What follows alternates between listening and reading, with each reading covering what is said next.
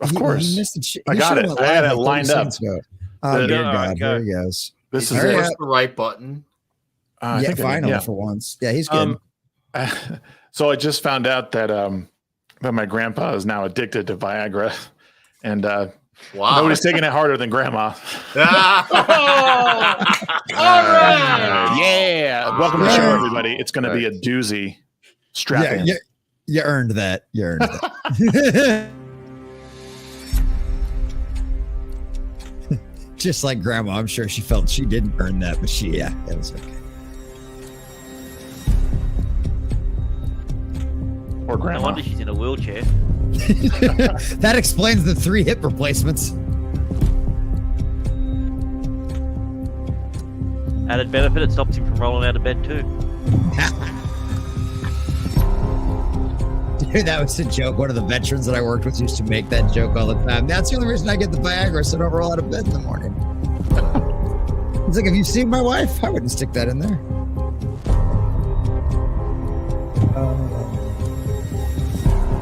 Disclaimer, we love women and we love grandma. Oh, absolutely. We love hanging with dudes. We love grandma, not as much as grandpa, though. Yeah, not as much as grandpa with Viagra did. No, we just love crusty old veterans that have no shame.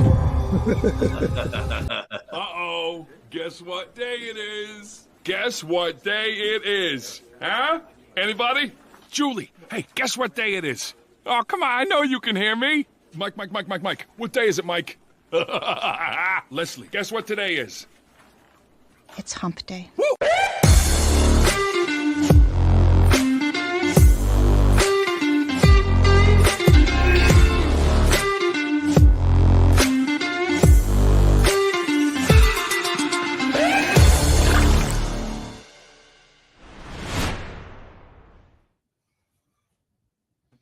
Hey, how's it going, everyone? It's really good to see you. Don't pay attention to them. Just me and you right now. I have button control too. We can just end this right now. I just want to thank every last one of you for being here on this wonderful hump day. There's no one else here on the show today. Everyone else canceled, so it's just gonna be me and you talking. No, I'm kidding. Of course, everyone's here. Hello, everybody. You could have taken the spinach out of your teeth before you did that. Is there shit in my teeth? Next time, floss first, dude. Come on. Is it really? Oh God. Corn's really showing, man. Anyways, it's great to be here. It's Wednesday night. It's hump day. And last week, we had a scheduling conflict last week. And that was my bad. Yes, no Green Rocks is accepting responsibility there. But the man, the myth, the legend, Anti-Prophet is here with us tonight. How you doing, sir? Good to see you. Doing well. Thanks for having me, guys. This is gonna be fun. I think so. There's been a lot of stuff happening this past couple of days, and the show might get slightly political. It doesn't always, but being that what's in the news right now, I think we're gonna step in some goo, as it were. Yeah, I like goo. From what I've seen, Anti-Prophet has been pumping out those shorts this week, man. Yeah, man, it's we're running full steam ahead. I think we're doing like 4 or 5 shorts a day at this point, which is a lot, but it's good. Nice, dude. And then a man who has not joined us in quite some time, but we always love him. Best mustache on YouTube. 32 flavors of Nickweiser right over here to my right. How you doing, sir? I'm doing good. I missed you guys. I'm happy to be here. Feels like I'm revisiting old friends, and obviously we have a new friend right below me. So I think, the last week has been wild, and I feel like tonight should be a great discussion of said wild topics. And hello, chat. Thank you for being here during this midweek hump with all dudes. Yes, lots of dude sweat here, but we love it. And great to see the rest of the panel. Mr. Grant Gregory is back with us. Grant, how you doing, man? Yeah, doing good. I had to take a little bit of time off for some personal reasons, but I'm back for as long as the show is, so should be good. Awesome, man. And it's I did have the most subs on the panel until someone joined, so well. My bad. Grant, you're looking a little green around the gills there, buddy. A little green. No, I'm just jealous.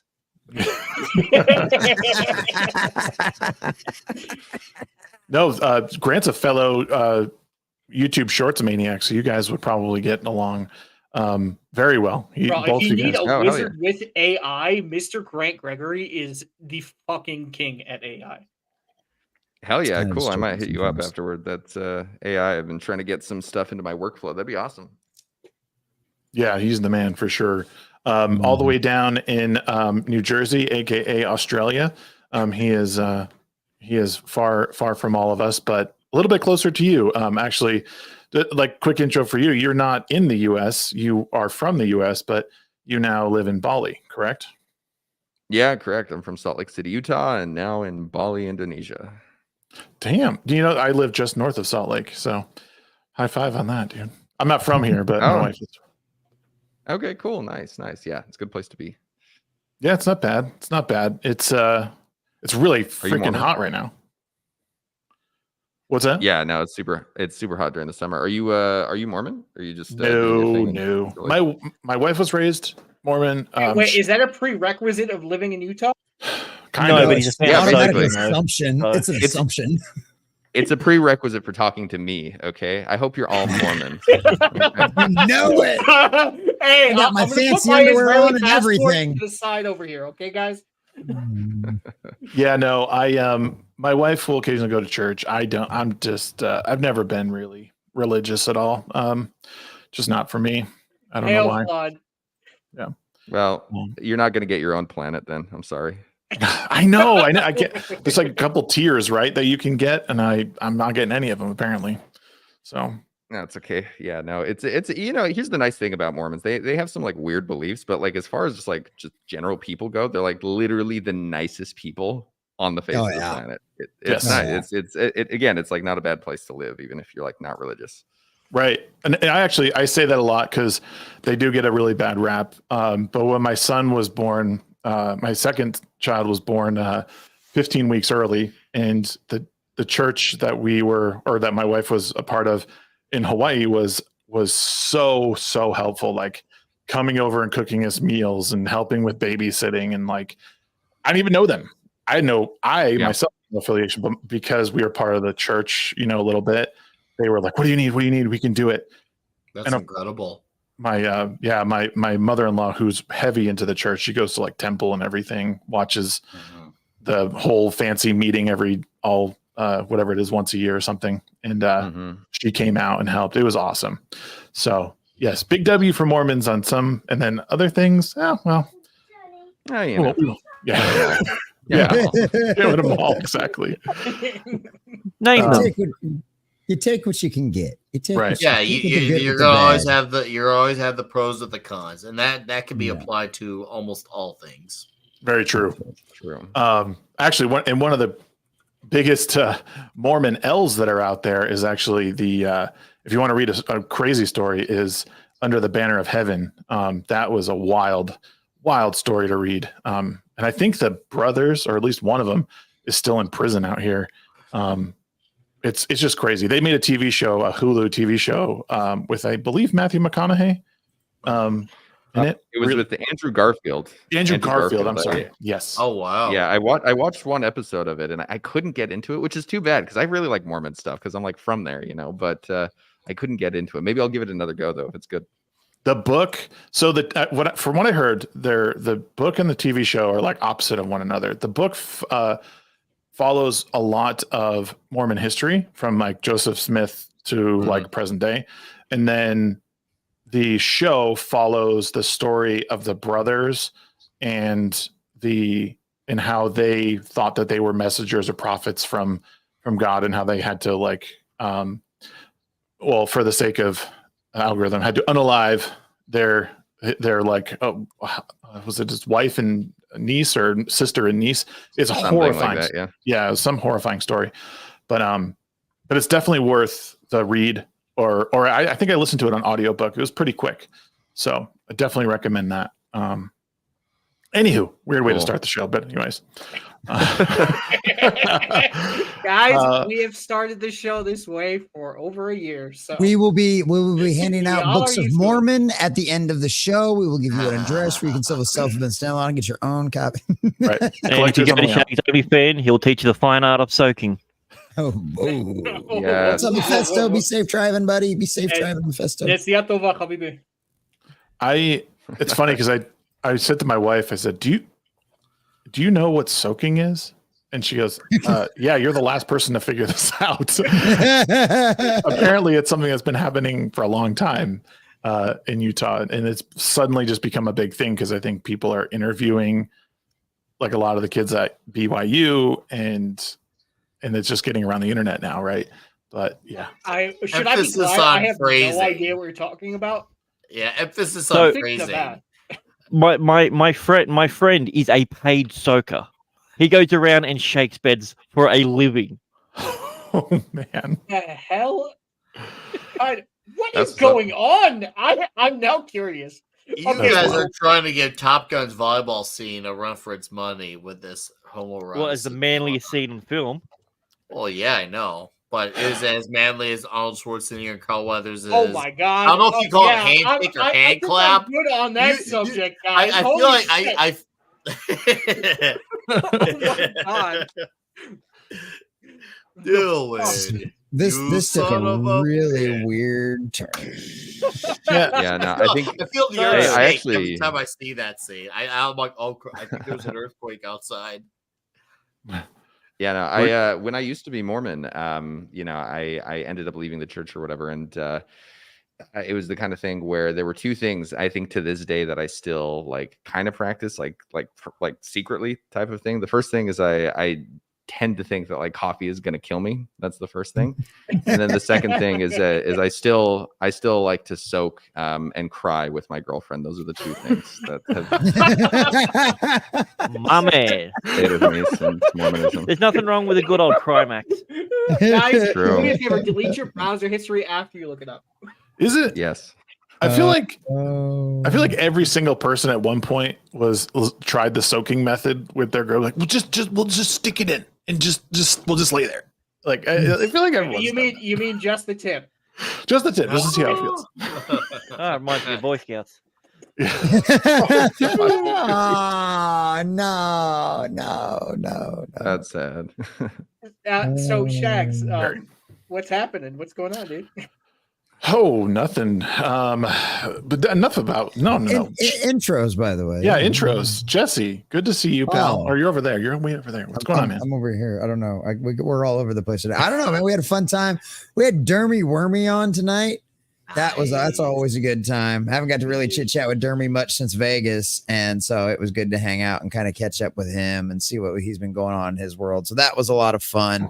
Got to talk about all the craziness going on in the world, which I'm sure we'll probably get to some of that tonight. Because, like Shags kind of said at the beginning of the show, it's kind of hard to avoid politics this week. I normally try to crank out like 3 to 4 videos a day, like Monday through Friday, right? Like I was literally kind of actually having to dig for things today, which I don't think that's happened in ever.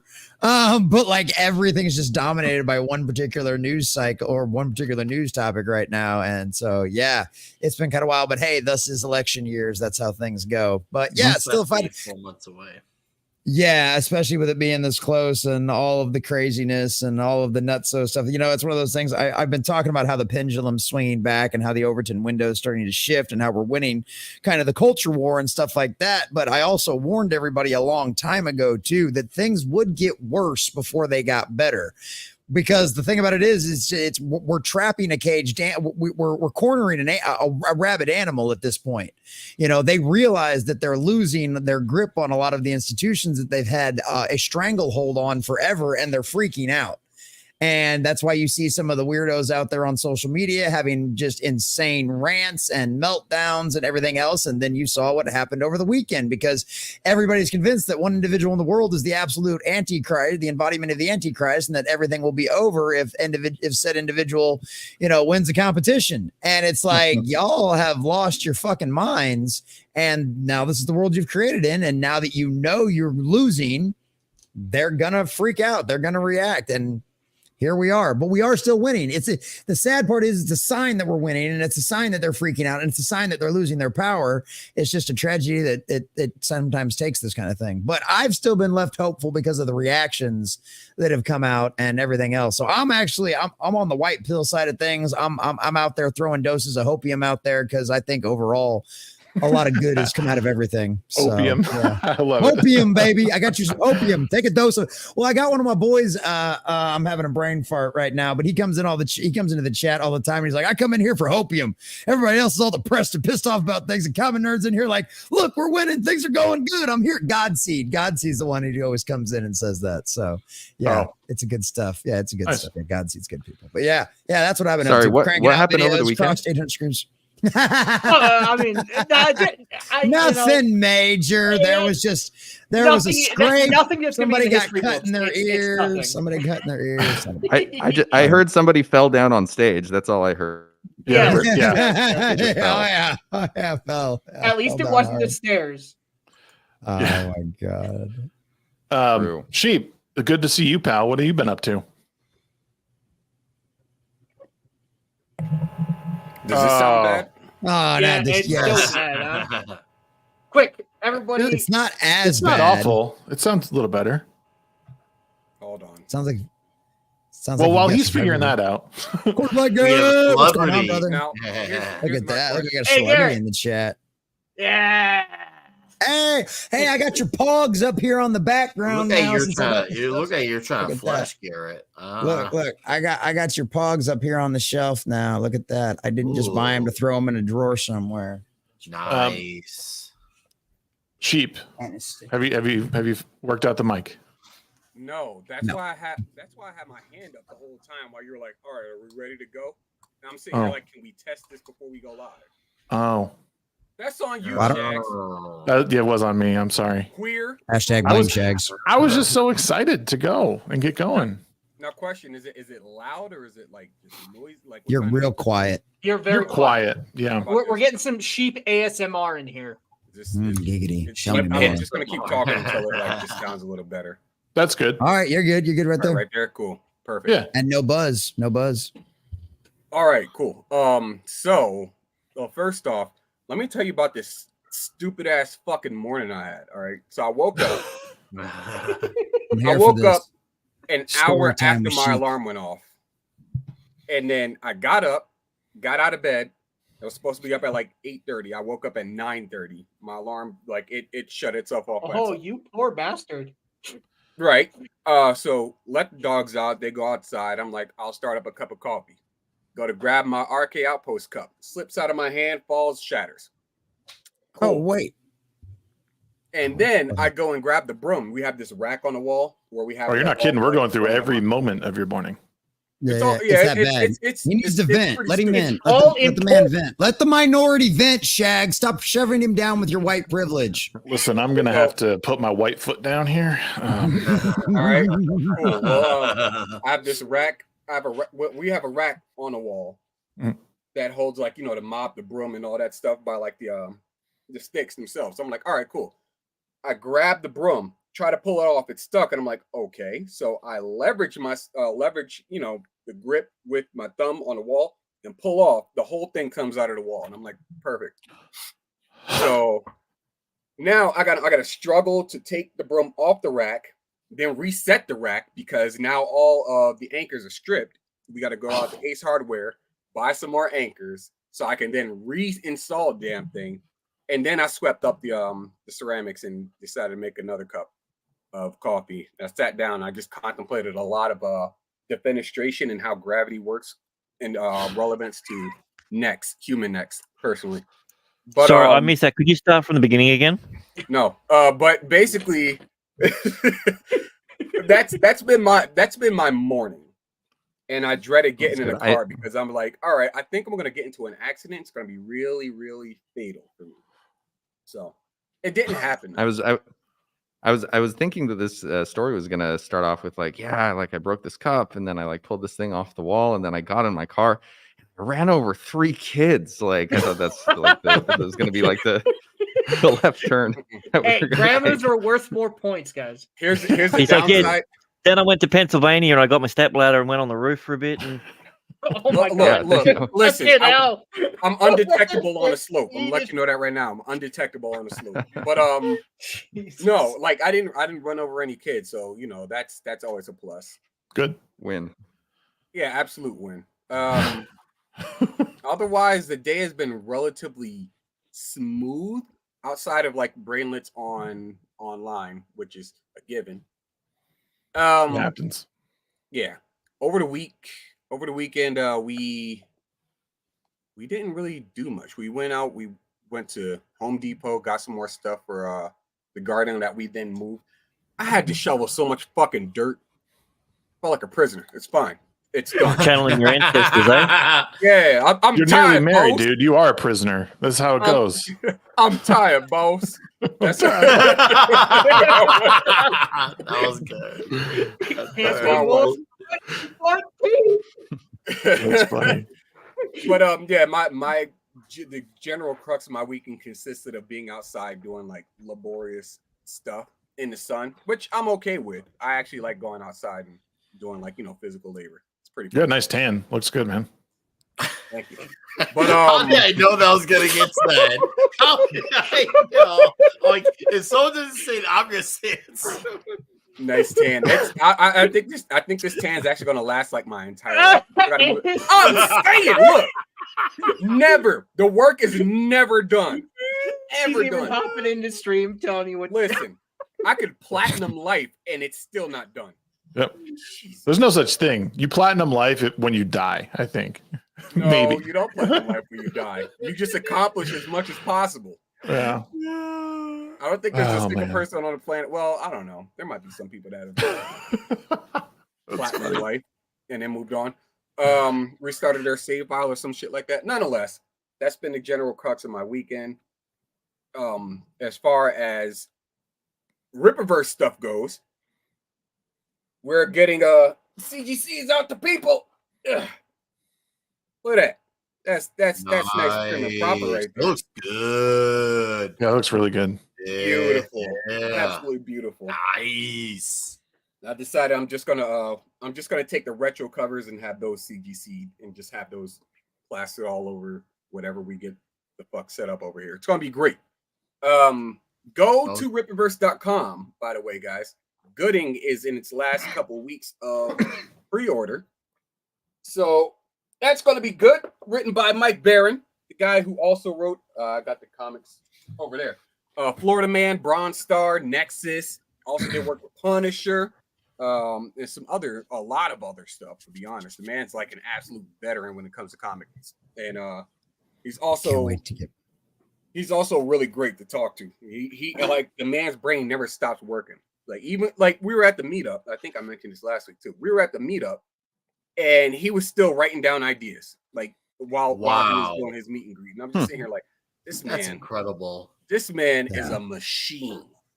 It's Clearly, ridiculous. I was just reading his newest Nexus, and it's really good. And Kelsey Shannon art is wowzers on it too. Like seriously, Kelsey Shannon, killed. I'm so excited to get my Gooding in. I'm so excited for that. I'm ready for that too. I might have to get you on for that one, Sheep. I might have to come begging for you to come on that show to talk about that one. I'm fine with it. Look, reach out to me. I'll let everybody on the team know. Hey, look, I'm gonna be over here promoting the book. So tell people to come over here to Nickweiser's channel. Yes. People know Nick. People know Nickweiser. People know Nick. People know Nick. It's 32 flavors. You got to know it. You gotta know Nick Weiser, or at least one of the 32. It'll be huge. It'll be huge when it happens. It'll be diabolically huge. Okay, be phenomenal is what it's going to be. Otherwise, that's been just about it. Nice, dude. Great to see you on another Wednesday. And no green rocks. What have you been up to? If you can keep it under 20 minutes, let me know. Yeah. By the way, I had something to add. Nope. Shut your ass up.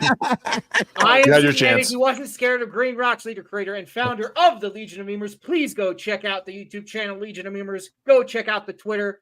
Go check out my personal Twitter at No Green Rocks. As for what I've been up to,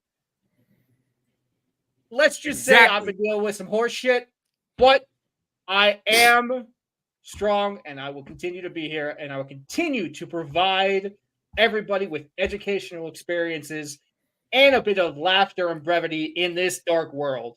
That is my intro. See y'all later. Have a good day. This guy put me on some fire ass grape juice. Yes. When he came over, yeah. I had a bottle of Kedem grape juice, which is like Jewish grape juice. And This is good shit. he's like, yeah, when I come, I'm like, do you guys want anything when you're over? And he's like, yeah, get me some like grape juice or something. And I'm like, first of all, it's grape drink. And I was like, yeah, I got juice.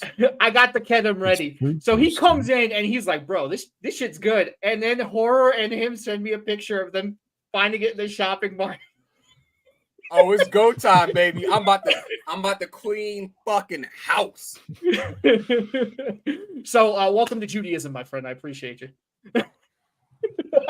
You've already got the fro down, so you'll be good. For me? No, I don't. But yeah, I'm just happy not to be right here, now. You hanging gotta out grow with it my back friends, getting to meet Yeah. Anti-Prophet, which is really awesome because I've been watching his YouTube channel for a while, been watching a lot of interviews with him as well.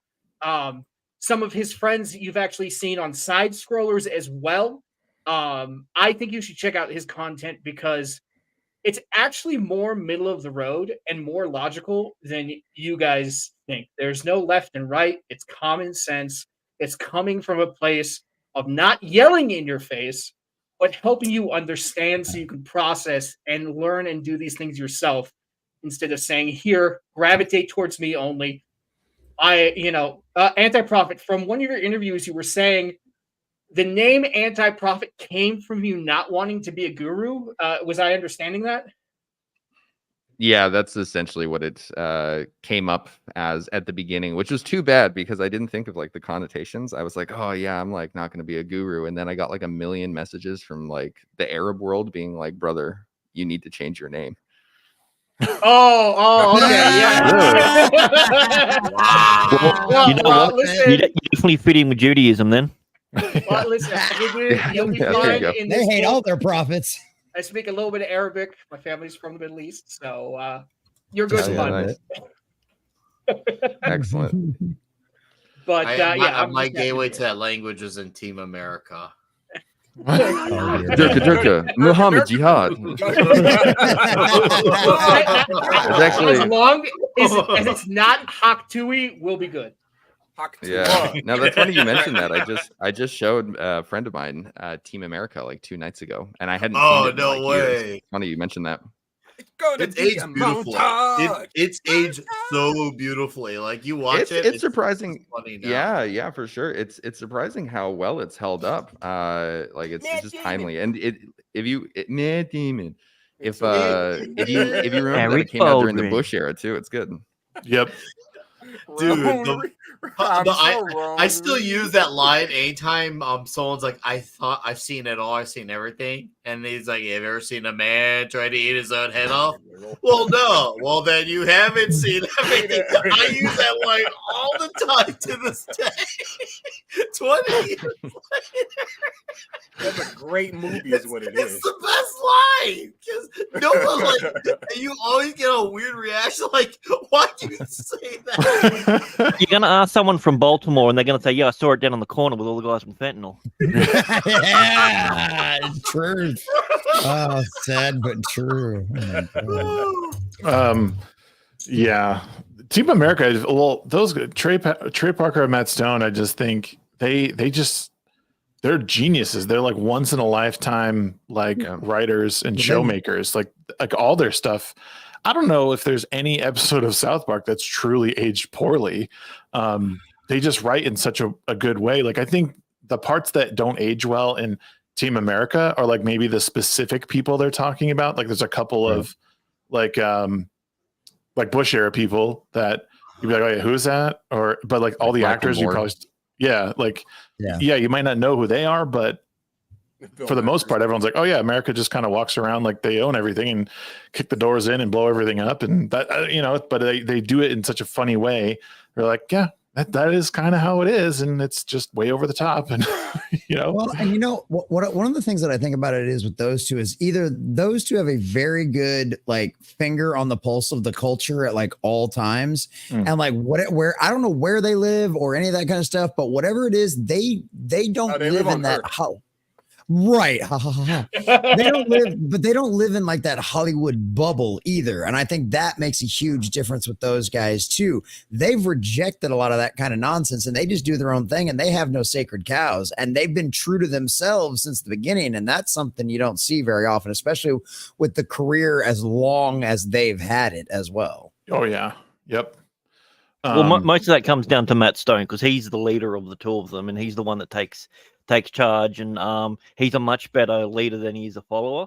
And Trey's the complete opposite. So that's why it works. They found what works for their relationship, and there's no ego between them. So it's rare you see a friendship that turns into a business partnership where it doesn't end up going bad.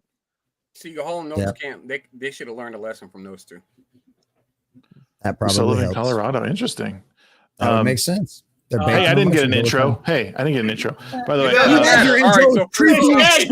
It doesn't matter. 45 minutes in, Shags didn't get the intro. Your intro was that creepy little face thing you did in the beginning. Yeah, that creepy ass. That's nobody else. Yeah, that's enough. That's enough. No one else is. Maybe you should be the one wearing a mask if you're going to subscribe to my channel. I have great interviews coming up this month. It's going to be awesome. I'm playing video games. I'm actually going to go through all of Project 2025 and analyze it, read it myself, and kind of chronicle what I think it means, react to it. So if you want to be a part of that, if you want to see it, it's coming up. I'm definitely going to do it because I don't know. We can even talk about it tonight. You don't already know. Come on. I know some of what's in there, but you were there. Notes and shit. I saw you. He's part of the think tank. What are you talking about? Yeah, I wish. That's right. I forgot you couldn't qualify for a think tank. My bad. So this week, we all know what happened this weekend, Saturday. I was getting a shake out at Bear Lake, and I look up at the news, and I see that President Trump has been shot in the ear, and everyone's been talking about it. Everyone's been trying to figure out what's going on. There's a lot of conspiracy theories flying around now, but none better than, so Owen Benjamin posted this like an hour ago, and I couldn't help but just laugh my ass off because I think that guy's weird. I think his flavor of comedy is strange, but he's onto something, guys. He's onto something, and we need to talk about the orange ratio.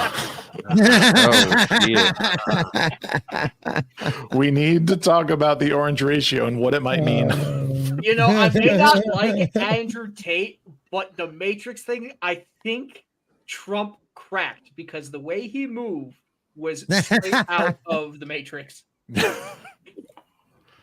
I mean, not it's fast enough. I don't know. What are your guys' thoughts on, not this, obviously, this is just a joke, but what do you think about the whole thing? Do you think it's people are speculating? I don't know. That's just it. It's a good litmus test for your friends. You could do 20 different topics off of this. Well, let's start with Anti-Prophet because you're not even living here anymore, and you're getting this a little bit after probably. What were your thoughts on it? Hearing about it initially? Yeah, it was pretty wild. I don't think I was surprised though. I don't think anyone was really like surprised. I think everything's just sort of been heating up for like 10 years at this point. So it seems like a pretty natural combination. Obviously shocking, obviously too bad. I don't think any reasonable person would be necessarily celebrating it, but yeah, it was pretty wild. It was wild to wake up to as well. And it was funny because everyone is saying that the original reports weren't misleading in any way. But when I woke up in Bali and just hopped on Twitter, or not Twitter, I think it was some other platform, but I saw something and it said like he had like fallen or something, but there was blood on his face. So then I like went and looked and I was like, holy shit, he's been shot. Like, why did the headline say that? Just fall. Yep. Dude, they tried. Yeah, same thing here in Australia. So, like, as soon as I woke up and saw it, all we saw was the reports of that he's fallen on stage or everything. It wasn't until I saw the video. And I'm just that's a weird fall. They tried so fucking hard. They tried so goddamn hard to just mitigate as much of damage as possible. And it's like a motherfucker just been shot. You're gonna mitigate not just any random motherfucker either.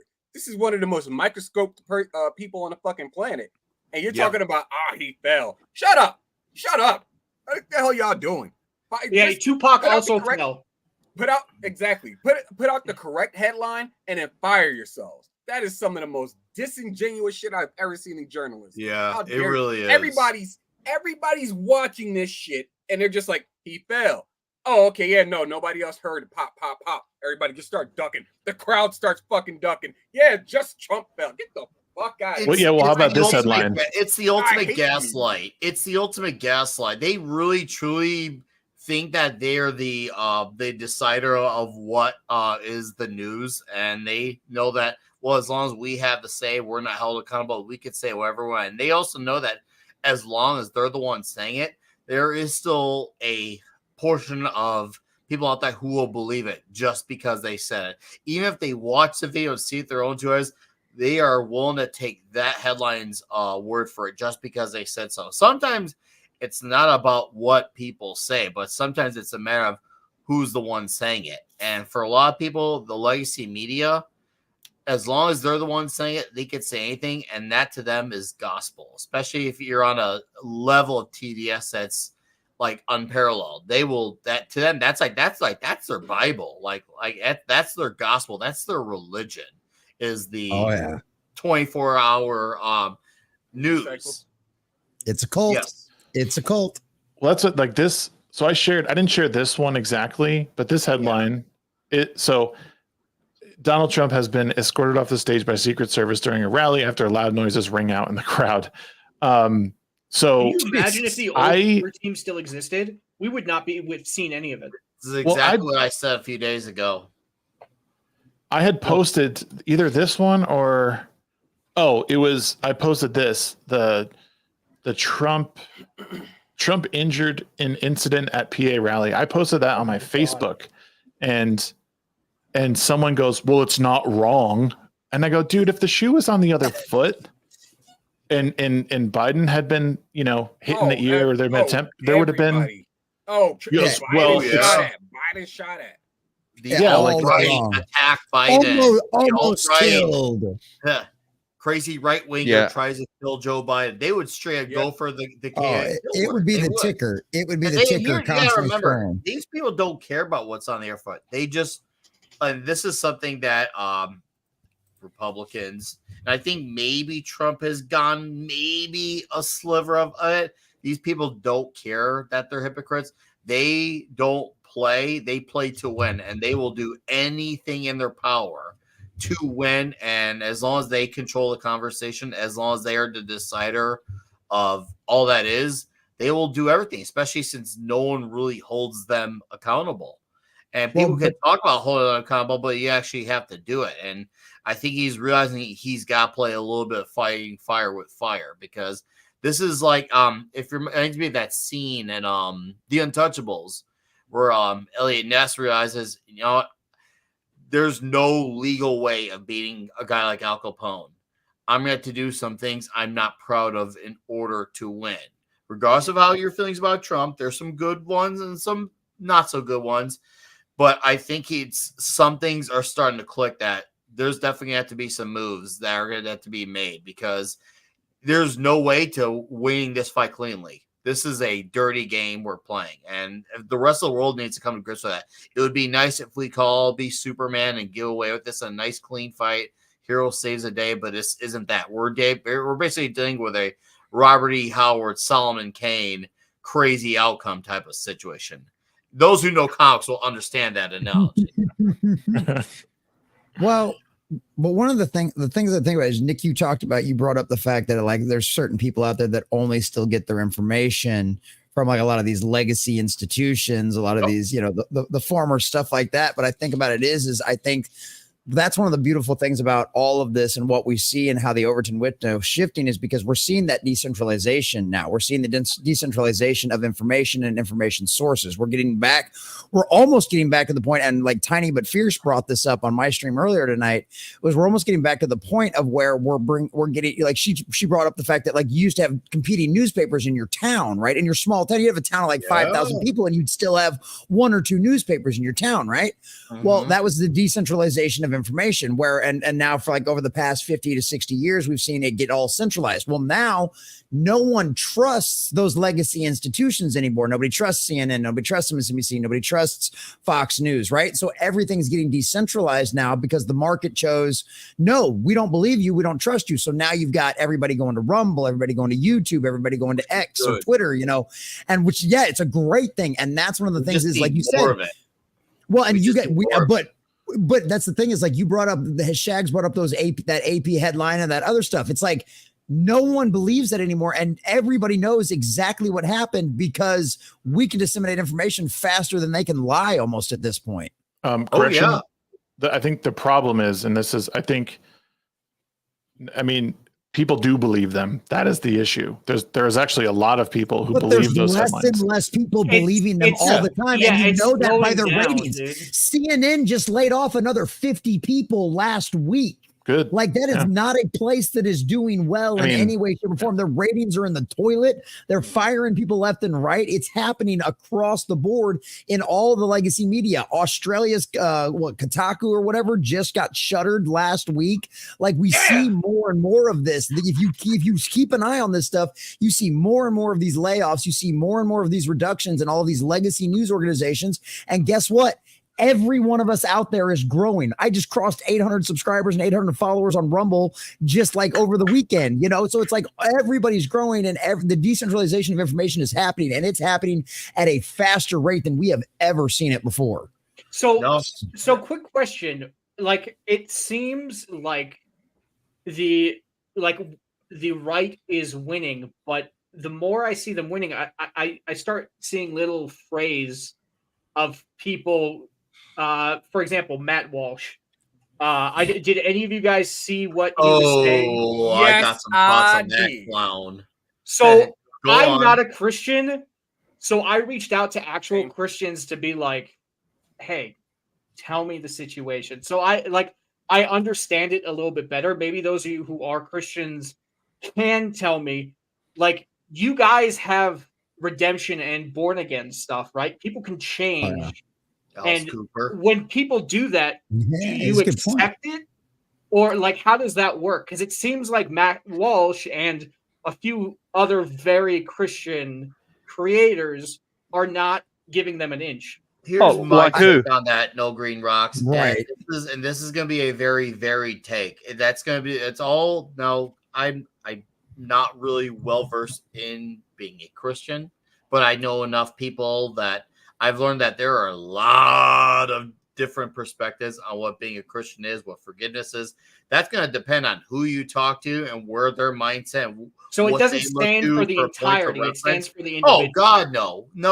And Matt Walsh is a very cringy, like, pile of garbage. Like, that guy is like not someone you ever want to listen to. Like, I'll admit he's had some okay political takes, but as soon as he goes into anything cultural, you feel your ears bleed a little bit every day. You're like, wow, no wonder the right was losing for decades because of men like you. If I even want to call you a man, if I even want to call you that, Matt. What is a man? Guys like him are the most complicit in this crap. What is a man? Because they want everyone to think and act one way, and it shows you that right wing woke is just as bad as left wing woke. And you're like, okay, this is because there's more people like him, probably let's say 90s, 80s, 70s, who thought like that. Luckily, there's less of that, and they're now just becoming nothing more than the few bad apples on a tree. We need trees to stay looking nice. We want them to be Honeycrisp apples, and then those few weird rotten apples, we toss them in the garbage. Like, get the hell out of here. Yeah, they're not indicative of the whole. They're just like the loud people. They're just like the loud people on the left. Like they happen to have a big platform, but they don't speak for everyone. They just happen to, it's like the same people who go, oh well, what's his name? Andrew Tate is like he's the voice of whatever. Like, no, he's not. He's just some idiot with a microphone. Like, and even King said they're authoritarians. What's your take on the pop culture stuff with like Matt Walsh? Are you familiar with it or like? Yeah, this is just his stuff, like posting on Twitter, being like, "Oh, Amber Rose, like the Sikh lady doing like her chant." Is that what you're talking about? Yeah. Yeah. I think that ultimately any takes that Matt Walsh puts forward comes from a place where like Christian traditionalism is the answer to everything. And I don't know, it kind of reminds me of this scene in No Country for Old Men. It's when Anton Chigurh is sitting across from Woody Harrelson's character. I can't remember Woody Harrelson's character, but he's about to kill him.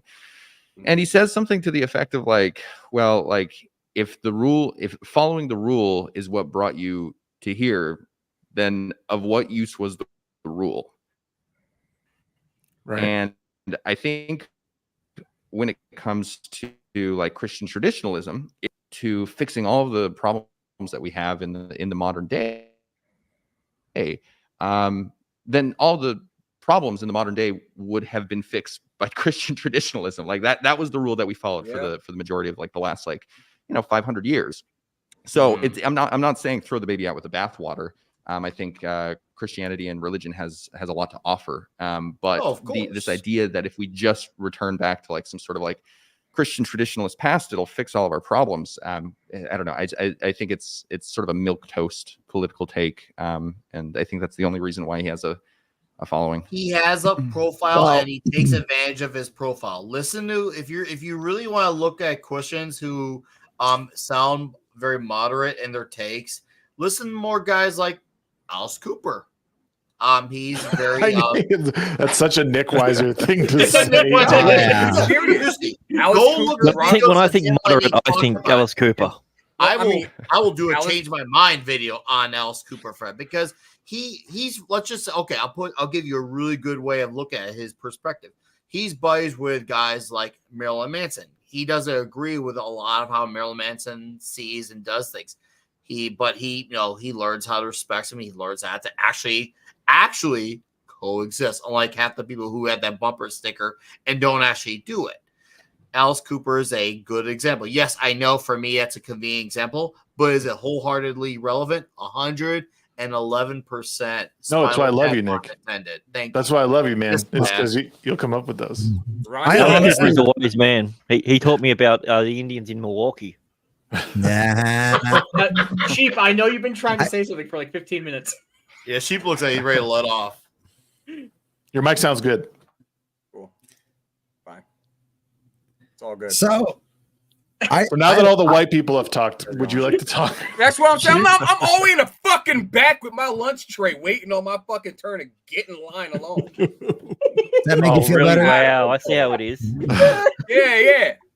Well, technically, you're the only one off camera, so if I really want to claim my OCD is irritating me, I can claim that too. Not the fact that you're Jewish, Australian, in the farthest south.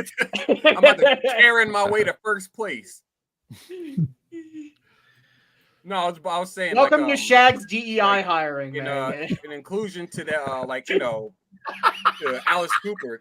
You have people like Ronnie James Dio, like another one, really like another voice in metal, especially that that's basically teaches the same thing as coexisting and being a decent bloke, as opposed to whatever the hell Matt Walsh is trying to do. Engagement bait. I would say I'm not a religious person. I do believe in a higher power, but I'm not I don't subscribe myself to a specific religion or anything like that. And the same thing goes for politics. I'm not a political person. I'm ANCAP libertarian. I guess if you wanted to give me a label, that's the closest I'll get to politics. I want the government completely wiped the fuck out of here. That's me personally. But the fact of the matter is what's going on immediately is exceptionally alarming. It's gotten to a point where both sides are doing this so much that one has to physically attack the other in order to make a point. And then it's getting to another point where now the right has some kind of, they have a better foothold because we just saw Biden fumble it in the debate. And then Trump just he had a cold and jet lag and a stutter. We knew exactly what it was. He's dying. He's dying. All right. That wasn't even the worst of it. You guys need to go watch the Lester Holt interview. I'm not watching. That thing was awful. Oh yeah, I saw that. My dad had dementia. I cannot watch Joe Biden for an extended period of time. That's the same thing with my great grandmother. Everything he's doing and saying, I'm just like I'm seeing my nan from 10 years ago. Like my dad used to go like this at the dinner table and just fade out like Biden does on stage, and I'm like, bro, and he also liked ice cream. It ain't good. He also liked ice cream too. That's true. Oh my God, my dad is Joe Biden. Something like yours. Hey, listen, men, nice to have you here, on the Hunter. panel. If your lady asks you to get something and you forget to say, "I'm sorry, hon, I had a Joe Biden moment," and all's good. No, that's not going to work with me because I tend to forget things relatively often, and it's not because I have dementia or anything like that. It's because I'm thinking of 15,000 different things at once, and then like I forget stuff. So you know. ADD. I guess so. The lady always says, you guys know Amarada, whatever. Amarada is always like, you have a Joe Biden moment. I genuinely get pissed. When she asks me if I don't ever cross that line. Right. Like you could call me almost anything else under the sun. Don't refer to me as somebody like Joe Biden. Come on now. That's rude. I had a Joe Biden moment where I told a bunch of people they weren't black if they didn't do what I wanted. Does that count? Check this moment out. This is my favorite moment of the whole thing. It just this guy's face in the middle is so priceless. I wouldn't have picked Vice President Trump to be vice president, but I think she was not qualified to be president. Let's start there. Fact is that consideration. You're like, dude, when he called Zelensky President Putin, I straight up died and came back to life. Yeah, that hurt to watch. Yeah, Vice President Trump. Well, she has been doing a good job, Vice President Trump. You got to give it to her. She's been doing a wonderful job. I wonder what it's going to be like in like 100 years when the youth of 100 years from now digs through the vault of old videos and they're going to watch a clip of Donald Trump like, I don't know what he said, but I don't think he knows what he said either. Like, I don't know. You're right. He did beat Medicare. They did beat Medicare. He beat it right into the ground. It was like, holy shit. Beat it to death, he said. He beat it to death. That's what it was. He beat it to death. Like, whoa! Oh man, the kids from I'm saying that's not a fair debate because Trump was at the top of his game and Biden was at the lowest of his game. Which is funny because the game was rigged to try to make Biden look good. Because apparently they had questions already ready for him. Yes. And here's the thing: Trump actually made him like Trump did not look hot in 2020. And I think he finally figured it out in 2024. Okay, don't talk as much. Let him go. Because here's the thing. Biden's actually been this way for more. This isn't like a new thing. This is like 4 or 5 years. It's one of those, just let him go on long enough and it will show. He's been this way for, I'd say, about 5 years now. It's escalated in the last year. But he let him go more and he talked when needed. And it worked out way better. That was the biggest complaint about Trump in the last and the debate last time. It's like if he would have just shut up, because you could tell Biden start talking for more than a couple of minutes. You could watch him go down, but then Trump would jump in, and so nobody got to see him just go freaking crash and burn out. And yet, but that's Trump. He's always been his worst. He was getting in his own way. He actually finally, for once, stayed out of his own way. And we got entertained to a spectacle that I will never forget. It's the only time in my life I've ever watched a replay of a debate ever, because that's how memorable it was. So what do you guys think about? So the whole thing happened with the assassination attempt. I think we can all call it what it was, right? There's no doubt that they were what they were trying to do. No, that was Trump successfully passing a QTE is what that was. He was also interfering with official FBI business. So that'll be the next court case, right? Wow. If we weren't going to get demonetized before, we are now. That's more CIA than FBI, to be completely fair. I mean, what do you guys think of? So there's a big discussion surrounding freedom of speech, right? Because There's been comedians, actors, politicians, all and TikTok fucking influencers that are all saying, "Oh, I wish they didn't miss." This person for saying that, and yeah, right. So, I mean, how do we move forward from here? Because from where I sit, there has to do I think that these the one that obviously sticks out is Jack Black and the Tenacious D stuff. They canceled the rest of their tour. Kyle Gass did it. Well, right. That was because that was their own management team that dropped them. That's what it was. That wasn't it wasn't a cancellation, and I hate the idea of this being a thing that this side's doing now. Well, let me finish what I was saying though. So the question becomes, I think their joke is in poor taste, and I think it's very ill-timed.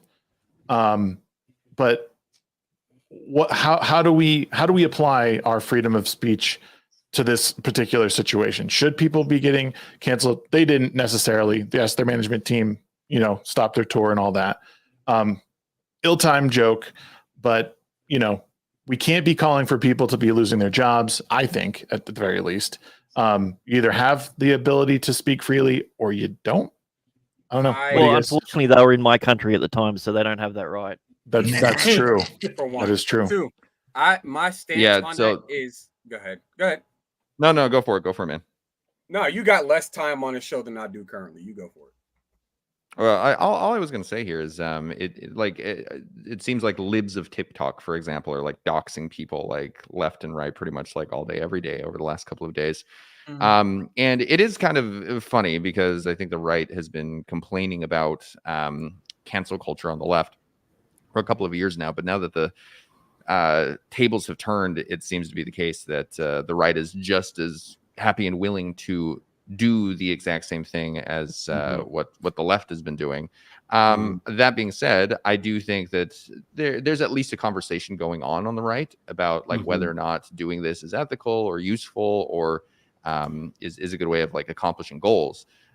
Whereas I don't think too much of that conversation was happening on the left when it first started happening. It was just in fact, it was just do it. And it was culturally wide. It was culture wide too. It wasn't just on the left. I think we all just sort of fell into this snowball of this being appropriate.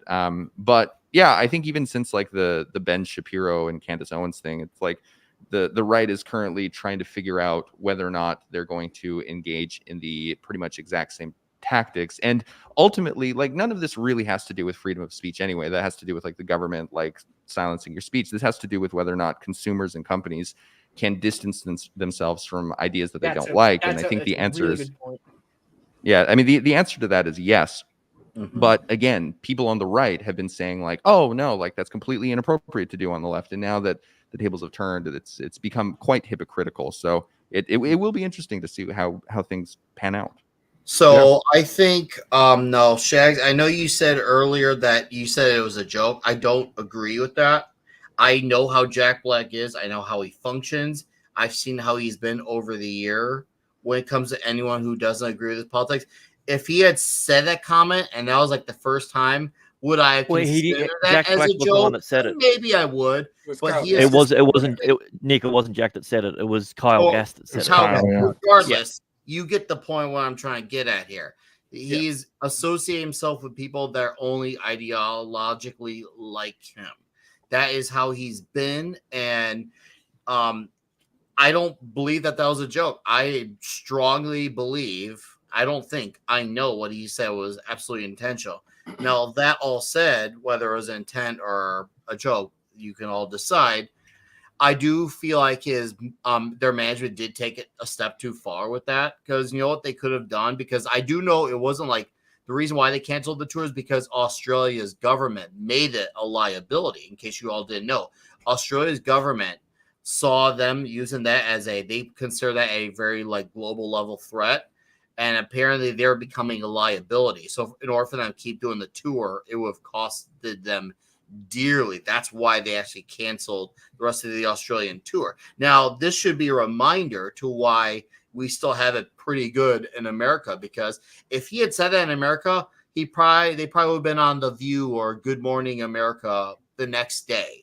So So they would have honestly been promoted for it in America. You're not wrong. So Australia, It was only one senator that drafted it, and nothing got passed. There was no actual.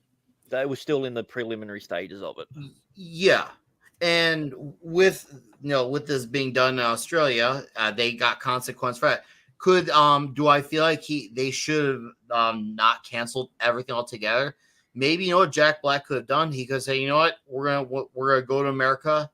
We're gonna try to do a tour. Let's drop all the BS and let's try to bring people together. Let's make this a genuine show about fun and rock and roll. But he didn't do that. Instead, he's getting mad because he got caught. Rather than just saying, you know what, I screwed up. That was too far. He's just saying, I don't condone hate speech, which hate speech is not real. Because what? If I say I hate pancakes, does that make hate speech? Which I don't hate you pancakes. certainly have the right to say pancakes. it. I can disagree with it and say, you know what, I don't want to be a part of. I don't want to be a part of whatever it is that you're doing. He's not. So I don't think it's really cancel culture. No, well, how about this? He's not really can't. The thing is, he called off. The government removed them from the tour, so that's not an American issue. And now, as far as gas, Jack Black had him removed. That's not the crowd all trying to get gang up on him like people like to dogpile online. That was Jack Black's response. I don't think he should have done that to Gas, even as scummy as what Gas said. He should not have done that. It just makes it look like you're trying to wipe the slate clean of any responsibility you have being involved in it, rather than just accepting. I know Gas was the actual who said it, but still, own up to it. Just own up to it. Let me post this though, because I do think, and this is the discussion I kind of wanted to have, and why I like doing this on like panel shows, because you get a lot of different perspectives. 9/11 is a good example of just an awful event that happened. There was a huge discussion around when it was okay to how long you had to wait to make jokes about 9/11. Time plus tragedy equals comedy.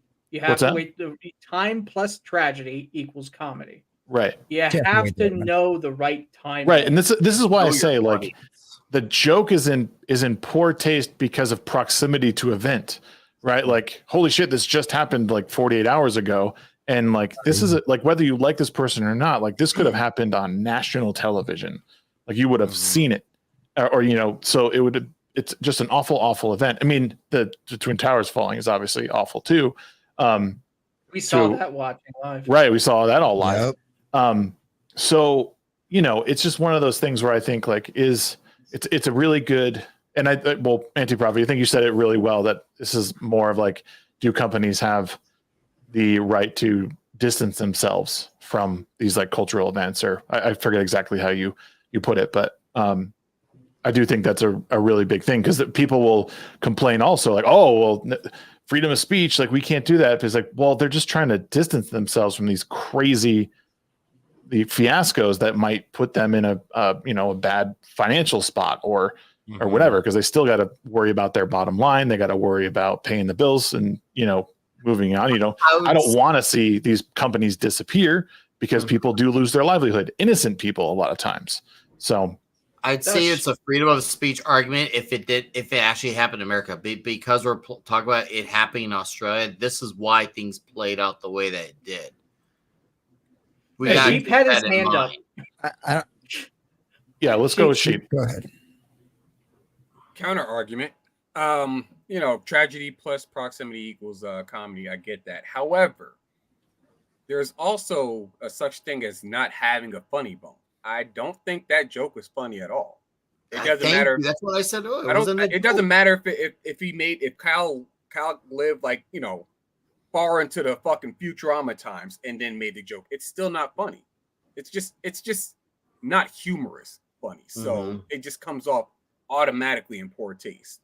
Like anybody who says that in general, oh, he shouldn't miss. He should have aimed better, this, that, and the other. And it's like, the thing about that is like, it's fun. Like any Joe Blow can make a meme of like, Trump dodging a bullet, or like, a JoJo Stan coming by and catching a bullet with his fingers. Cool. I get that. Such a dope anime. It is. But like, we can make those jokes and that's fine and dandy. We can make jokes about Biden falling because, ultimately he didn't get hurt. He just fell, lost balance or something like that. we can make those jokes. If Trump fell, we'd make fun of him. But the fact of the matter is, it doesn't matter if the bullet was aimed at Biden or Trump or anybody else. The moment that you make a joke that then incentivizes somebody, and that, like, even if they're not like going to actually do it, when you make a joke that incentivizes someone into a call of action, that's not how it's done. The same thing that happened with like Grums not too long ago when they were like, yeah, let's put a bounty on this guy's head. No, that's not fucking funny. I don't care if you're meant it as satire or something. It's not funny. Right. That's all it is. Like, yeah, it's like I don't think it's always a timing thing. Like you can have perfectly timed jokes, but there's also such thing as jokes that are just over the line, poor taste overall. That's where I sit. One of the other things about this is I don't think there's this isn't cancel culture. And I think anybody making that argument is coming from a false premise, because cancel culture, as we have all observed over the years, are like legitimate campaigns. They're like legitimate social media campaigns, or in some cases, whisper networks, specifically targeting a specific individual. Like, there wasn't time to have some kind of organized campaign against Jack Black and Tenacious D and people sending a bunch of emails and all of this. I mean, there's probably was plenty of people that like sent emails, but most of the news cycle didn't even know about this until Monday, right? So it's one of those things. There wasn't any of this time. Like, when we've seen cancel culture actually happen, it's been organized, right? You've seen people lose all of their platforms at once. Has Jack Black or Kyle Gass lost their Twitter's accounts? Have they lost their Instagram accounts? Have they lost any of that stuff? No, they're still all on all of their platforms. Is anybody right? And that's the other thing too about this. There's nothing that's been canceled here other than, guess what? You pissed off your management company and they told you to get bent because we're not putting up with this shit. Hey, there's been a million times in Hollywood history where, guess what? There's this fun little thing called the morality clause in your contract. And if you do something that the company decides is not in line with their moral quandaries, they tell you to get bent. And that's been something that's going on since Hollywood has been founded. You know, that's why they used to keep a much better rein on their actors and actresses than what they do now. But this is not anything new that's happened to performing artists. How many artists have we seen get dropped off record labels because of some dumb shit that they've done? Actors get dropped off of television shows because that's something they've done. Having a drug problem or having something else or getting caught with something inappropriate. You know, it's like, this isn't anything new when it comes to these celebrities. It's just they want to go, well, because he said something slightly political, it's cancel culture. No, dude, you violated your morality clause. You literally violated the law. If you were in the United States, you would have literally violated a law because that is inciting violence. So sorry, get bent. It's consequence culture. Oh, I don't want to hear that. Once they overuse a term, they just change the name of it to try to give it a new buzz to it. That's what they do because they know that they use their terms and they use them so much that they burn out quicker. They don't let them fade, and they just rename it and just do the same damage, just worse. Real quick, we're gonna divert real quick to a couple of outros. No Green Rocks and Anti-Prophet, they have to take off. I want to thank you guys for joining us this week, as per always. Let's be polite to the guest. Yes, good to meet you. Anti-Prophet, what do you got coming up? Anything that people should be looking out for? We'll drop your links in the chat for people as well. And also his links are down in the description. So please subscribe to him, follow him. He's been a great follow. It's been great looking over your catalog of stuff. I appreciate you taking time of your busy day. I'm hoping we can connect. I would love to sit down with you one-on-one and talk to you more about who you are in the future. Yes, very good. Really gay. Yeah, no, man, that sounds great. Yeah, no, nothing much coming up. Just 4 videos a day. So feel free to go check me out at anti.prophet, all that good shit. But thank you guys for having me. This was actually a lot of fun. This is the first panel I've ever done. And it was awesome. A lot of fun. Shout out to Jerry. All right, cool. Busted. That's gay too. Busted. Gay. Well, thanks, man. Yeah, right. We'll definitely stay in touch. Be good, and we'll see you soon. All right, awesome. Thanks, guys. See you later. Thank you again. man. Prophet. Peace out. Bye. No Green Rocks. What do you have coming up, sir? All right, just kick him out. We don't need to hear his outro. Yeah, we don't, I have we a don't good need to time. hear from this wannabe Juke. Bye. You rocks. Just kidding. Good night, everybody. I'll see you later. I didn't even get a chance because I was like finding links and shit. Guys, I got nothing coming up besides the Legion show on Saturday. But if you guys come by, drop a like, have a laugh, have some fun. Let yourselves be distracted from the bullshit for a little while, at least. Hopefully we bring a smile to your face and inspire some of you to start creating. It doesn't matter where you are. Just start and reach out to the people who you enjoy. See if they can help you out, get you started. And my DMs are always open. So feel free to reach out. Don't go giggity. If you need help with memes and editing, just give me a heads up. Right on, brother. Thanks so All right, much, everybody. dude. Have a good night. I will see you guys next week. Okay. Later. Yeah. I see Ruin Leon in the chat just mouthing off as usual. Good to see you, buddy. Appreciate you hanging out. And then there were four. Four horsemen. The four horsemen. Yeah, the apocalypse. Absolutely. I called Death. He's got the coolest jacket. Plus, I've already got the villain beard going anyway. So Yes, you do. Went through. One of the guys was working on some T-shirts because we're gonna do T-shirts and all that kind of stuff. And I was like, "Well, why doesn't my goatee look right? You got to make it a little longer." He's like, "Well, I was trying to not make you look like a villain." I'm like, "Dude, I never said I was the good guy. Just because I do a Bible study on Sundays doesn't mean I'm the good guy." There was something here. I want to pull it just because it was funny. I wanted to. Those are the best things. Where is it? We love funny things. Why do you think we hang out with No Green Rocks and Mr. Grant Gregory? It's true. Let's see. Share this tab instead. There you go. Share that tab, baby. Show me that tab. Oh, hell yes. Oh, this dude's so fucking based. Dude, this is awesome. I love his technique here. Measure twice. Oh, dude's about to kill it. Measure twice.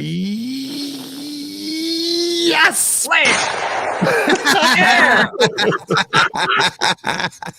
So good, dude. Shout out to the Equalizer. Yeah, right. Oh my God. That was good. Oh, What a God plot created twist. man. God created That man. was- Samuel Colt made them equal. I did not expect that to be what was going to happen. That was amazing. Thank you. I thought he was gonna like screw up or miss or something like that. Yeah, that was great. The only thing that would have made that better is if it was like I'm having a brain fart now. Shad. Unfortunately, they can't have guns. That's right. That would have been funny. I thought that would have been funny for Shad. I actually Shad commented on one of my videos the other day. I thought that was fucking wild.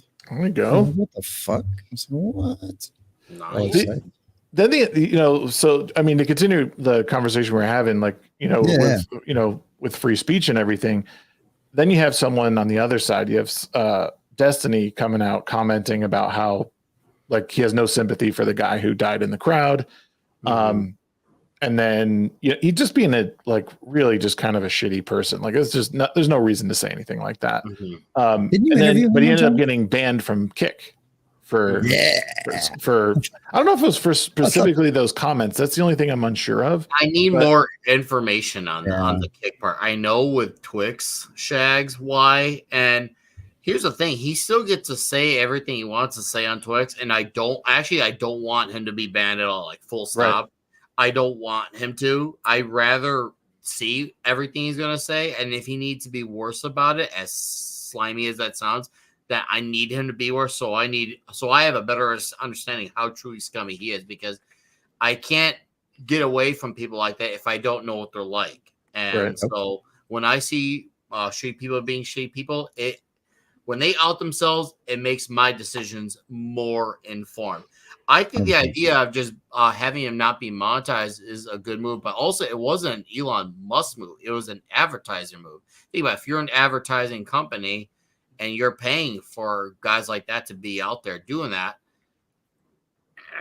Well, it kind of goes back to what Anti-Prophet was saying about, companies reserving that right to distance themselves from like these controversies, sorry, we don't want to be advertising on your stuff if you're making this comment, because we don't want it to be seeming like you're getting money for saying that. We just don't agree with it. I mean, maybe the answer is for something like that, you just demonetize that particular tweet. You can't, it's not like a full demonetization. You know what I mean? The problem is then you're asking the company to do a lot more coding and a lot more stuff like that. And the company is just going to be like, fuck that. I'm just going to remove all of his monetization. Yeah, but I mean, but then again, that therein lies the question. Like he says, one shitty thing, is it worth losing everything over? Or one. He's got a lot of bad. It was kind of a repetitive behavior here. This was a very destructive weekend of his constant behavior, and by his metric. Like, man, that's saying a lot. We've seen some really crazy things from people, but he took it to a level that is shockingly not as common as I thought it'd be, unless, somehow it never shows on my feed. But what he went to a very deep level. He should have not. And here's another thing. He wasn't joking about it. He was being absolutely intentional about it too. Maybe you could have a better argument with joking and all that stuff. I would actually, entertain the, hey, I don't think we should definitely do that to him if there's a intention joking. And this is honestly something I even fault guys like Jordan Peterson for, because they were giving guys like this credit, say he's as reasonable. I knew that guy was scum the first day I ever saw him. And I'm not saying that like because that as a way to say, oh, I now don't like Jordan Peterson now. It's just like because it shows you guys like him have made some bad decisions too, as far as people they recommend to have judgment calls, lawful debate stage with bad judgment. It's okay, whatever. But Destiny was absolutely doing this because he is clearly demented in the head. And he's also living a life where he doesn't get held accountable for his actions. Now, as far as should he ever get remonetized, I mean, let's see where he goes down the line. I don't oppose a redemption arc. I don't need to like what he's saying in order for him to get a redemption arc. He just needs to stop trying to be so vengeful towards people who are not like him. Like, that's what makes our world interesting, is when we are differentiating from each other. I personally don't care if he does get his I guess his monetization back or anything like that. Right. But like that's just me though. I'm like a third. I'm not even a third party. I'm a spectator. So like all of this shit is happening to him. If he's looking to get his monetization back, which again I don't care if he does, he's gonna have to take that up with the people who've been paying him. Like if they don't want anything to do with you, that's something you fucked up on.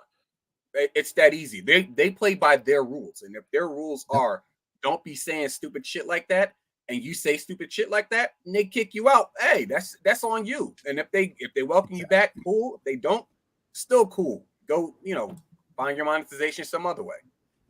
To piggyback off that's kind of what I was thinking too. Is like this is what people kind of don't understand about this. It's like there's this entitlement idea to being able to make money off of these platforms, right?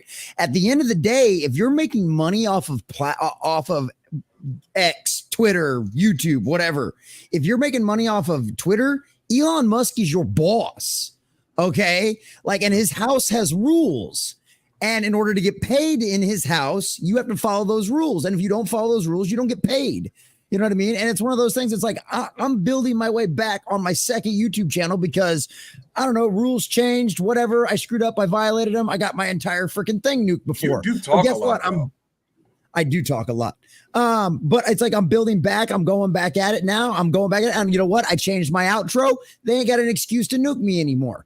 You know what I mean? And it's like, it's one of those things. It's like, you don't have the right. You have no right. You have no entitlement to making money on these platforms. But would if he got his YouTube channel nuked, if he got his entire account nuked, would this be a different story? 100%, because then you're stopping the man from speaking. Right. All they're doing is going, you can't make money on our platform with what you're saying. But there's plenty of other places he can go make money on it. I mean, hell, Twitter don't pay shit anyway. So what the fuck? Who cares? Yeah, he's making good enough money. Now, wait a minute. You can eat twice a month with Twitter. You relax. Twice a month. You're right. Hey, twice look, a month. Twice is two of my meals. The way that Bidenomics works, that's a lot of food, dog. That's true.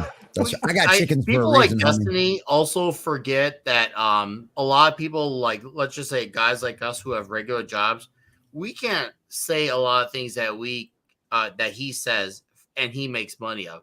That type of stuff is off limits at most of our regular places of employment, where he's in a much more fortunate position where he gets to do this practically for a living.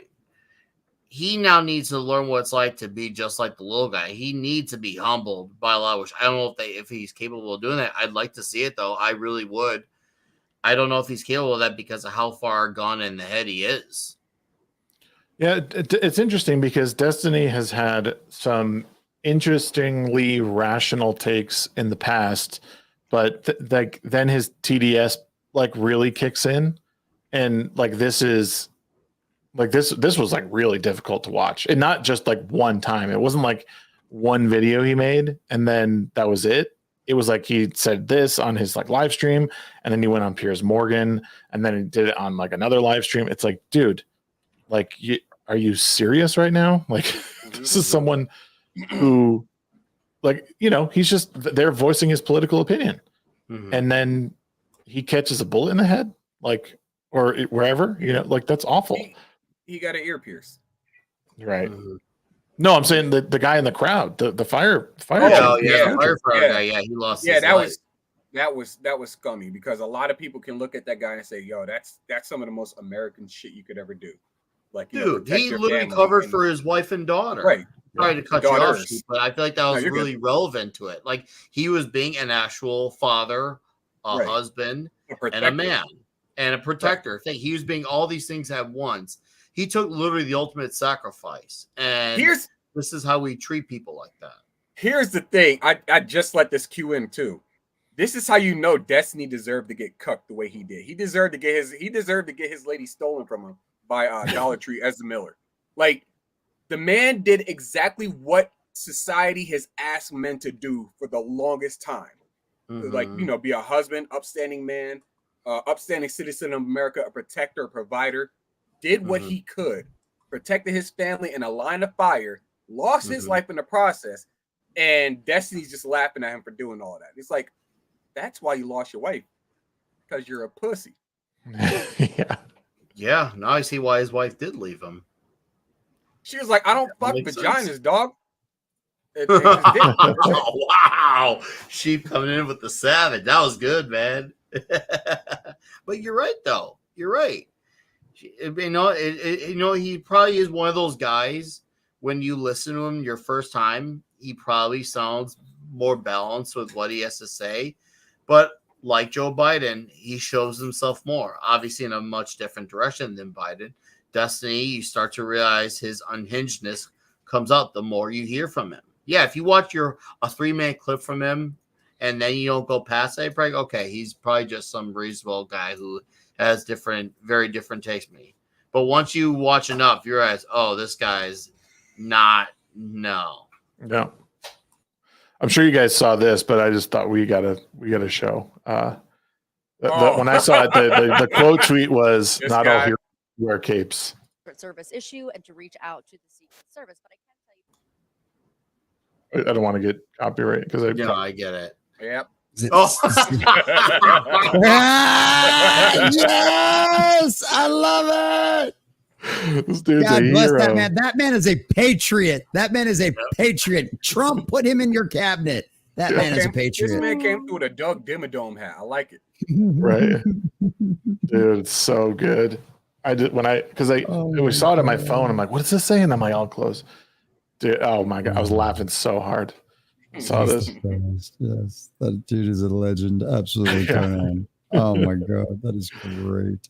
Yeah, the quote tweet I saw was it just said, "Not all heroes wear capes," and I'm like, God bless this man. I know, right? That was Made what. his house grow. Oh my god, that was so good. I salute you, sir. That the fact that was right on CNN. You find out who's an American in these situations. That's it's a good reminder of why you love America is when you see guys like that. He's a good one. When you're feeling a little down, like, oh man, we kind of did bad on ourselves today. Then you see guys like that. He's the shining light. Like, sir, I salute you.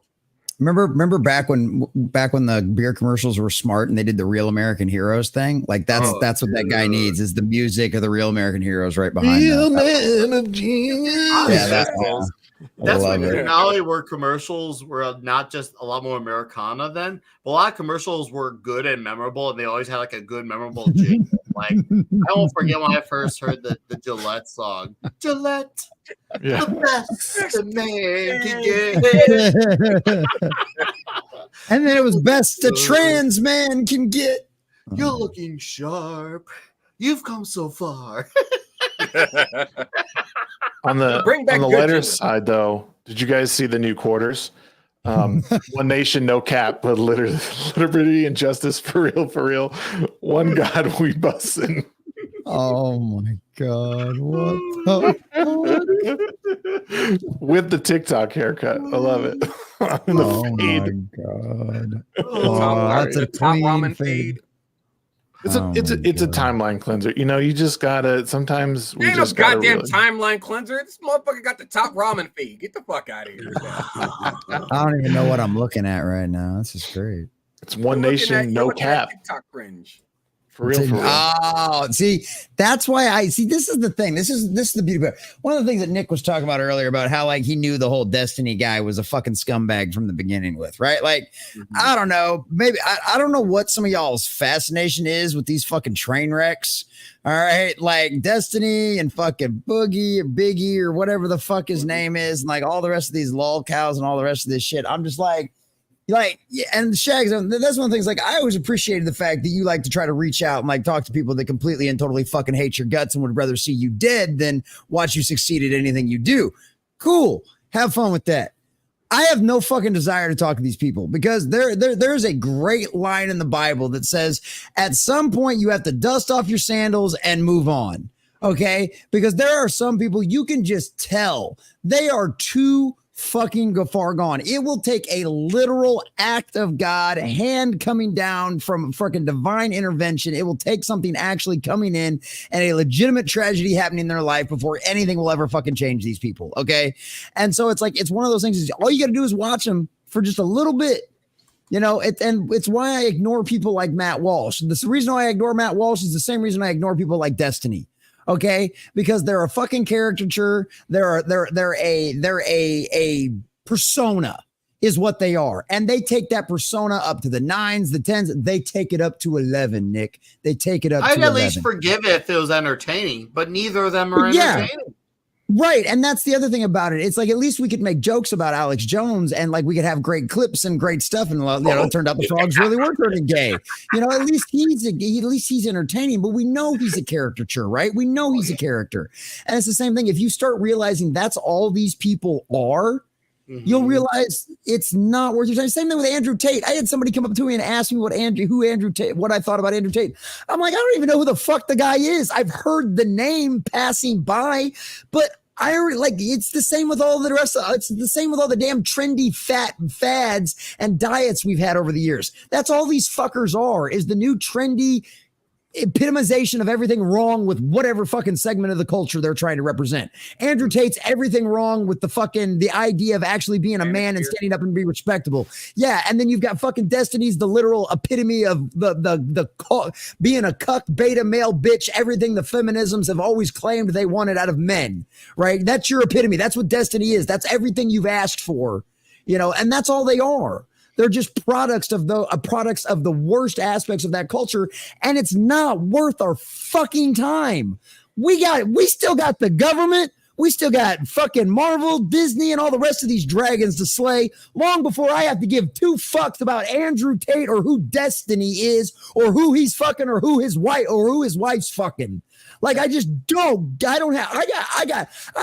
have the time or the energy to waste on these fucking people. Like we got bigger dragons to slay. I don't give a fuck. I just cannot find the time to care. Speaking of bigger dragons, that being said, I do enjoy a good train wreck. I can watch something laughing at it and not care about it at the same time. Right. That's just me though. I'll look at whatever the fuck Andrew Tate is doing. Like Andrew Tate, he'll make I never take Andrew Tate like seriously at all. Right. Like, there are people out there that do, but I laugh every time he says Bugatti. It's funny. It's funny. Like by all means, laugh at him and mock at him. I fully support shaming these people and laughing at them and ridiculing them. But it's like to take any of them seriously. I'm like, why? Why would you take any of these people seriously? Yeah, I mean, I can agree with you, and I don't engage like the people I have in my on my show. Interviews are they're one-offs. I don't really follow them beyond that.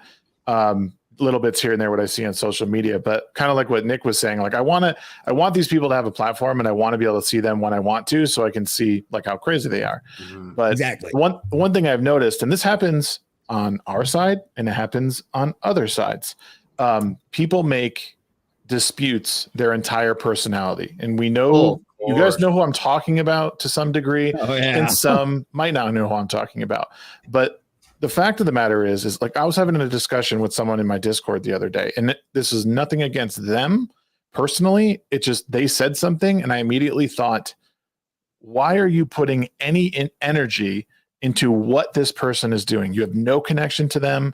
You are like, you're on the outs looking in and you're getting into drama and you're following this. Like, I was like, what you're engaging in right now, it's like you're watching two guys measure their dicks. Like you're watching a weird gay porn is what you're doing. And then someone else put it even better. They said, oh no, what they're doing is actually watching our online version of the Kardashians, but with like two indie creators. So like, yeah, that's exactly what it is. It's meaningless drama garbage.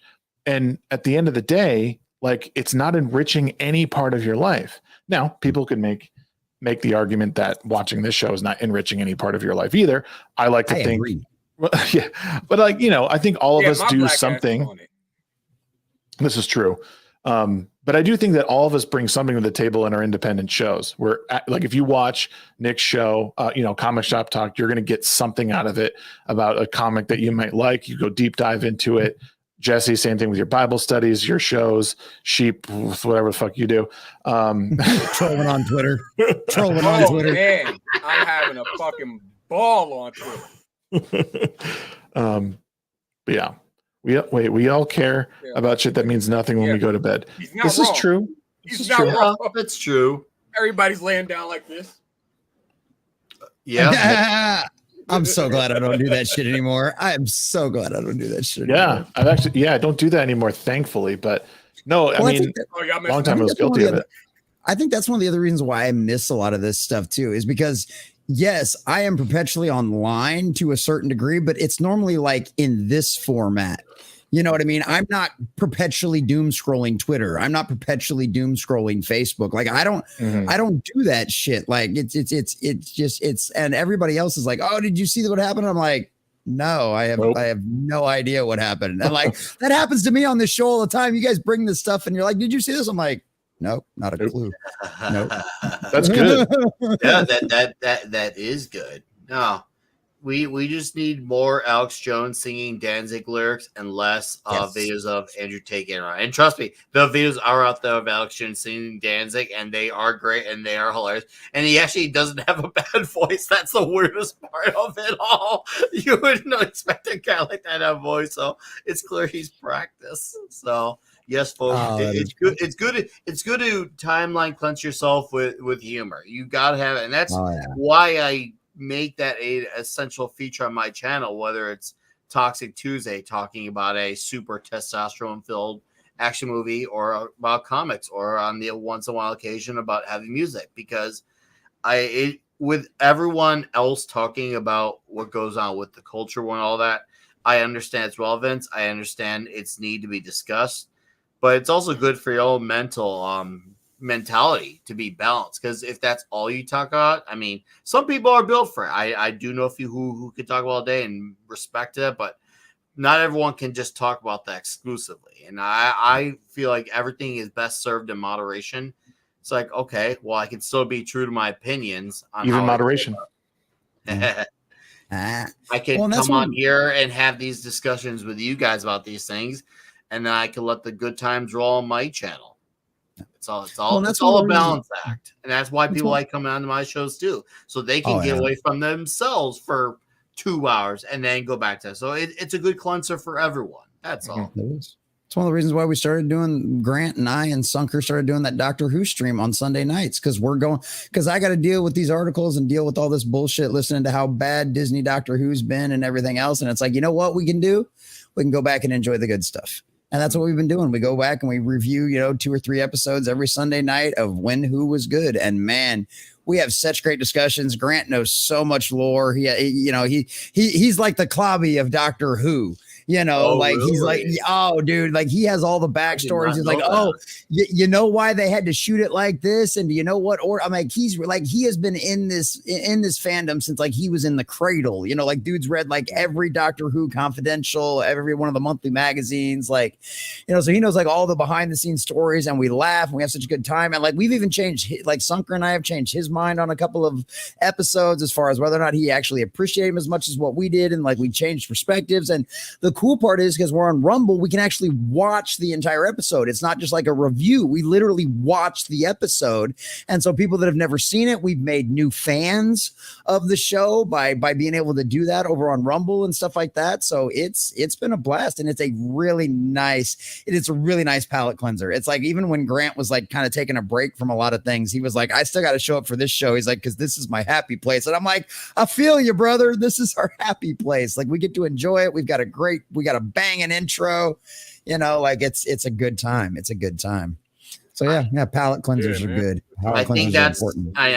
I'm sure Sheep can third what we're saying, because obviously he's an employee of the Rippaverse. I'm sure it's nice. Past 5 minutes. I'm trying to guess. I'm sure it's nice for you to now be constantly part of a discussion that involves creativity and trying to do something for the betterment. And I think that's wonderful. And it's cool when you can go on to, like, obviously last month's stream where you had the Saskas on to talk Yaira. And it's cool to have those type of discussions again, because that used to be the soul of our conversations. That would be our normal everyday conversations. And it feels like we're careful to break your teeth again. And Sheep is on the front lines now, getting to help get that stuff out, and that's great. And I hope we can continue to get to a place where we can have even more discussions like that, whether it's literally about that or other things. So yes, more of these in the world, please. More of these. Amen to that, brother. Amen to that. I hate you so much. That's a nice cover. I fucking hate you. I don't care. I don't care. I don't care. I ain't gonna stop caring. So you guys need to see your own copy of Gooding, or how you gonna do that, Sheep? No. These are all by the company. Like, I just wasn't sure if you were to do one yourself, since I see you already have the other ones in CGC. Well, if I figure out how to do a signature series one, then yeah, I'll definitely get ISOM one and Gooding. Okay. CGC, because I want them to match. Okay. Personally. Otherwise, I'm not going to like display them or anything like that. Oh, your OCD is going to get the best of you. Your OCD is going to drive you crazy. Well, I need yellow bands. Yellow bands only. It shouldn't exactly be hard for you to get people to sign the copies you have. Just putting that out there. It's not kind of like you don't have. It's not like you don't work with them or anything like that. It's not like you don't go to meetups with them and stuff. Right. That's what I was about to say. Is that, like, there's Eric down here in Texas, and then there's my punk ass up here in Montana. That's a whole hard hell of a cross. And then I have to wait like some months before I actually I'm face to face with them. And then I have to hope that he's not busy long enough to be able to just get an autograph, because I'm not going to be in a man's way while he's trying to work. I'm working too. The hell? That's true. As you're walking back to the car, be like, hey, Eric, can you sign this for me real quick? I'm trying to help you out here, Sheep. I'm trying to give you plans, man. Right. I'm in your corner on this, brother. Yeah, what's up, Hypnotic? Good to see you, brother. Appreciate you, man. Hypnotic, what's going on, buddy? Good to see you, man. So I didn't watch the finale of The Acolyte, but I did watch a couple. I feel like I need to now after all the shit I've heard about Plagueis and fucking Yoda and everything else. I'm like, fuck, now I need to go watch this just so I can suffer along with everybody else. Jesus. It's funny because there's this one dude on TikTok that keeps popping up on my For You page, and he's doing his best to like counter like what people are saying in our sphere. Like it's just bad writing, and he's trying to take a fairly level-headed approach to it, and saying, well, no, this doesn't break canon, it does this, it does that, like don't get so mad over everything. But I can't help but think that he or this whole show and the people who are trying to make excuses for it are just not understanding what we're saying. Like it's so bad. Like I don't even know how you look at this and go, it was so well thought out. Like it could have been really good. I think it could have been really good, especially if you're going to, bring the Plagueis story into it. But again, it's like, I forget who said it, but it's the key jangling thing. Oh, look at that. Look at the little thing. Look at Yoda. Well, and what's funny about this? You know, what's funny about this is all of us were calling this early on with this whole forced lesbian baby thing making, right? Is they are rewriting canon to where Anakin is not the first one, right? And now with this latest episode, now it's not even Darth Plagueis the Wise's idea. He literally sees the witches do it, and now he's just ripping off and cut and taking it off of them. So now they've cucked Darth Plagueis the Wise's shit too. Because now he's just another bitch that ripped off some female. So he's not even another strong male character, even though he's a fucking villain. Now he doesn't even have any original ideas of himself. He just ripped it off from the fucking witches. They literally, their goal with this show was to devastate and destroy canon. And that's exactly what they've fucking done. And mostly and beyond that. Yeah, make the Jedi the villains. Well, and here's the thing is I will even maybe push back on that point. I don't even necessarily think they're trying to make them villains. I think, and again, this is where I think this show could have been written well. Like it could have gone well if Saul. Continue. What's that? I said if they didn't kill Saul, continue. Well, I mean, the details aside, like you can show that there's like some ineptitude with the Jedi. Like they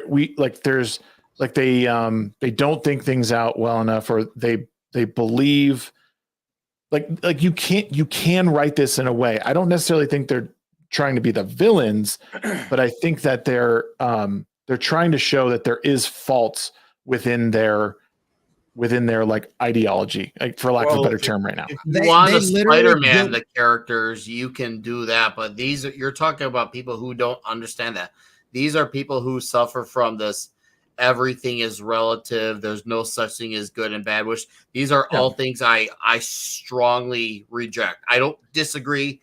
The moral relativism is shitty. Not a good way to tell I reject those things. If you go out of your way to hurt someone who has nothing to do with a problem that you were involved in, yes, what you did was objectively wrong, especially when they had nothing to do with what you did. You're just assigned to make that person a victim of your own BS, whether your BS was valid or not. If you're dragging someone else in, you're definitely in the bad for that, full stop. So these are people who also, once again, we've said this many times, they're people who grow up with the mindset more of a villain because they don't understand heroism. I mean, if you actually want to understand like actual heroism, read a Fantastic Four comic from the Golden Age, read Daredevil. You can read obviously Spider-Man. Superman. Nightwing. Sheep and I, we know our boy Nightwing. Yeah, that's a hero, right? Yeah. I do. That's the shining beacon of hope right there. Ass in DC. So and now of course you can go back to the traditional pulpier characters. I think they are definitely some of the best moral compass of characters in fiction ever. The Shadow. You look at that character. That man is a straight up hero. You cannot mistake that. And that's something I miss from guys like Steve Ditko, guys who straight up understand heroism. We could use more Ditkos in our life and less people trying to imitate Alan Moore. And I'm not saying that as a diss on, the accomplishments of Alan Moore, but the problem is Alan Moore's success spawned off this whole wave of people who think everything is super pragmatic and only wanted to maintain that way. Yeah. Not Alan's fault. It's the people who responded to Alan that way. That's the issue. Yep. Yeah, because everybody wanted to be him all of a sudden. And everybody was like, oh, it's cool to do what Alan, ooh, deconstruction, ooh, moral ambiguity, ooh. And you're like, no, you don't do that to Superman. You Even don't Alan do knows that not to do that to Superman. Yes. Well, I think you can do it, though. That's the thing. You can do it. There's nothing wrong with Superman. So there's nothing wrong with moral ambiguity. There's nothing wrong with that. It is a good way to tell us. It can be told in that way. But the problem is when you're rewriting like stories we already know to be true, right? Like we already know where this road leads. You can't rewrite that road now because or if you're going to, it needs to be a completely separate story. You know what I mean? Like it can be done, but you can't do it when a story already exists. And the story, quite honestly, has already been told. So I partially agree. I'd say you could tell a type of story if it fits the character. Well, let me give you an example. So I've been doing an examination of this show I used to watch back in the day. It's called Carnival. It was on HBO. It's got 2 seasons. I remember that show. One of the characters, he has the ability to heal people, but in order to heal people, he has to take life from something else. And you learn this right away about him. And you also learn right away that he doesn't it's very hard for him to want to use it because he understands that he's stuck in the middle of this moral quandary. Do I save one person to possibly kill another or someone else? Because he heals this girl's legs, but because of it, he kills off the entire crop in a farm. And this is Dust Bowl, 1930s, middle of the Depression.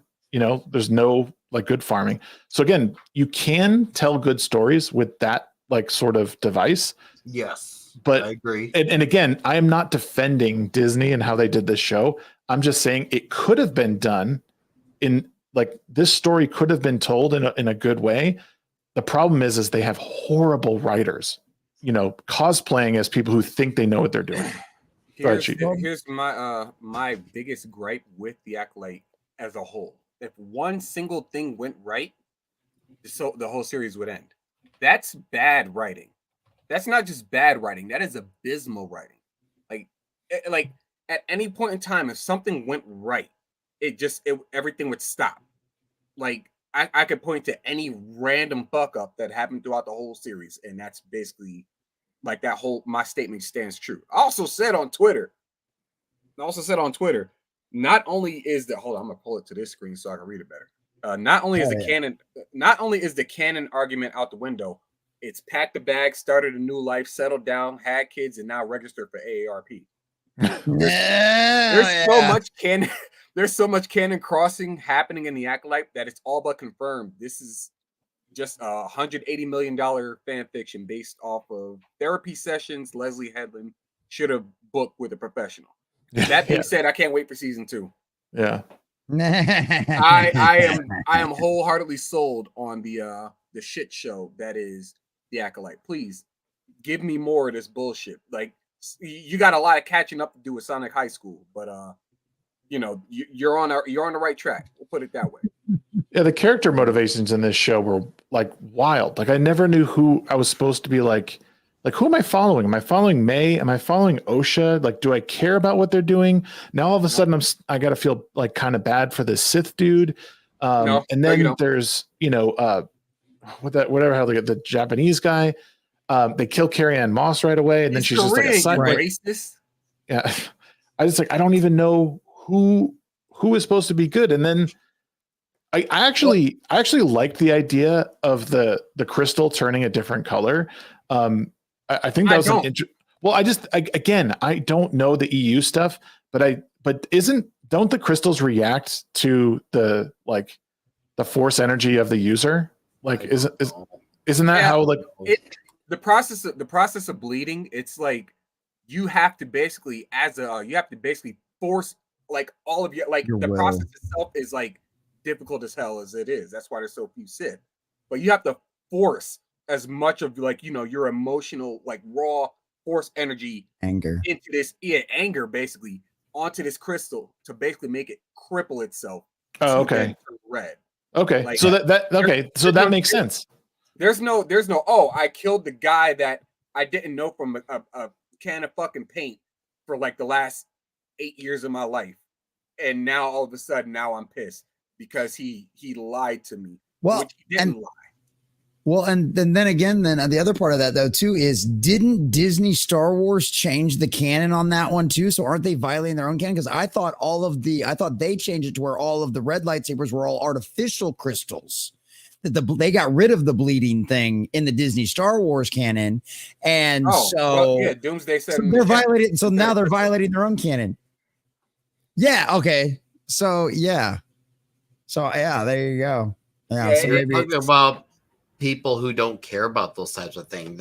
And once again, that's the audience that they were aiming for. They were assuming that people like us will automatically absorb all the material and still invest it in the same way.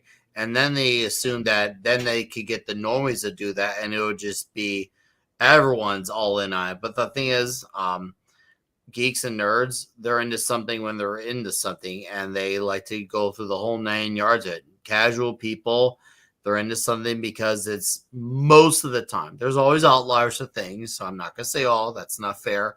There's always going to be outliers, but they're into it because it's the talk of the town for that moment. As soon as that thing is no longer the top of the talk of the town, they go elsewhere, and we've seen it happen throughout time. Well, and here's I heard this from someone else, so I can't take credit for this, but it totally. And if it's someone that we know, please let's shout them out if you recognize what I'm saying. But so how it was put was basically, for so long, nerds were told, go do your thing. We don't care about go do your weird shit. And we did it, and we loved it. And we built these things. We read our books, and we took part in fandoms.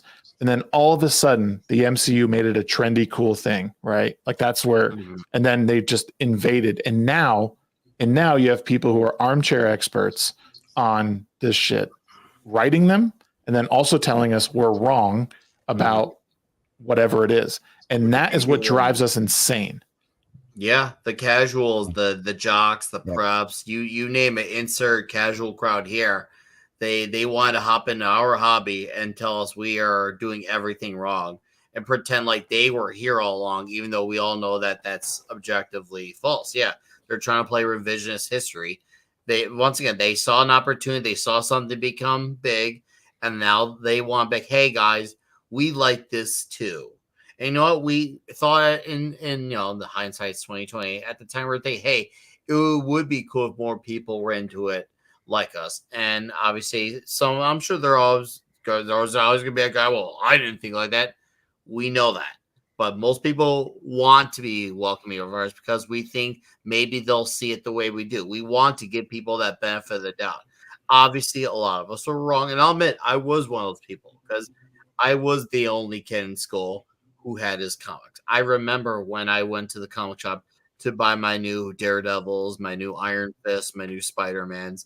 I remember what it was like at a time when Marvel and DC actually were both doing good. It was a good time. And it wasn't because Batman was doing good. Even Green Lantern was doing good. That's how good DC and Marvel were books like that do good. It was a cool time. Obviously I couldn't have anyone to connect to at school, but at least I knew when I got home, I had something to look forward to. And I thought, wow, it'd be cool if I could even at least get one or two other people to get into this. And a lot of those people, they only got into the movies, and now that it's no longer the hot thing, the MCU's back where they started. They're stuck with the people that they try to replace. And the people who they try to replace are the people who are sticking around just to laugh at them now, not because they are invested in them. Outside, I guess you could maybe make an argument for Deadpool and Wolverine, but outside of that, with the Captain America Great Reset movie and all that, and you have to make that on purpose. They're there to laugh at them. Is it funny how life works? They try to place us, and now those people are gone, and now they're stuck with the people that they no longer want. And those people who they no longer want are just there for the entertainment spectacle of disaster. Well, and it's always so funny too, because the argument of gatekeeping was always a false argument to begin with, because anybody who's met your average nerd or your average geek and loves something and is passionate about the second you ask them about it and show even the slightest interest, you might as well just mark out all the rest of your day off the calendar. Whatever you had planned, just go ahead and mark it off, because you're done. You're going to sit there for a while and you're going to listen to them, because they are going to spill over and they are going to mouth vomit more information than you will ever be able to take in a month within like 45 minutes. Like Nick said, I would love to have had somebody else to get into the comics with me. I would have loved to have somebody else to get into my fantasy novels with me. I would have loved to have all this kind of stuff. That's the thing. All of us, that's all we ever wanted to do. And that's why, like, when we go to meetups, when we go to all this other stuff, it's like we just all come home. It's just having these homecomings with each other, because we're with our people, because we're with people that understand, even if we're not all fans of the same things, it's like we understand the passion that comes with being a fan of something, a true fan of something like this. And to think any of that kind of stuff, it's like, yeah, did you maybe have a bad experience? Well, yeah. Did you maybe come in there and act like a fucking moron and act like a jerk and act like an idiot and then expect not to have some backlash? Yeah. Guess what? That's what happened. Did you maybe try to come in and go, oh, where's the girl? Da-da-da-da-da. Well, yeah, you might get a little pushback. But anybody that comes in honest and open to any of this kind of stuff has always been welcome. And like Nick said, it was to our detriment. They used our kindness and our just natural naivety, because we're nerds, we're geeks, we want other people to know about this stuff, we want to make everybody just like us when it comes to this stuff, and they took advantage of it. And now we see the situation we're in, because people with very bad ill intentions took advantage of a very lot of well-meaning nerds and geeks, and it fucking sucks. But guess what? Nerds and geeks are smarter than any of the fuckers that took this shit over. That's why we're all out there making our own shit now. So piss off, enjoy destroying what we don't care about anymore. We meant it when we said the statement, we were here before you and we will be here after you. It's true. Yeah, it's very true. Because guess what? We got 9 years and 6 months until Superman becomes public domain. And then we got another 12 months after that before Batman becomes public domain. So you go ahead, keep sticking kryptonite rods up Superman's butt. We're gonna go write some of our own actual superhero Superman here in about 9 years. So yeah, he does. I'm looking forward to reading Gooding hopefully in the next 2 weeks. I can talk about that. I had to be that guy, but you mean?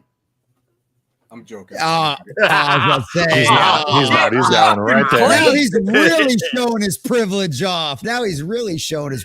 off.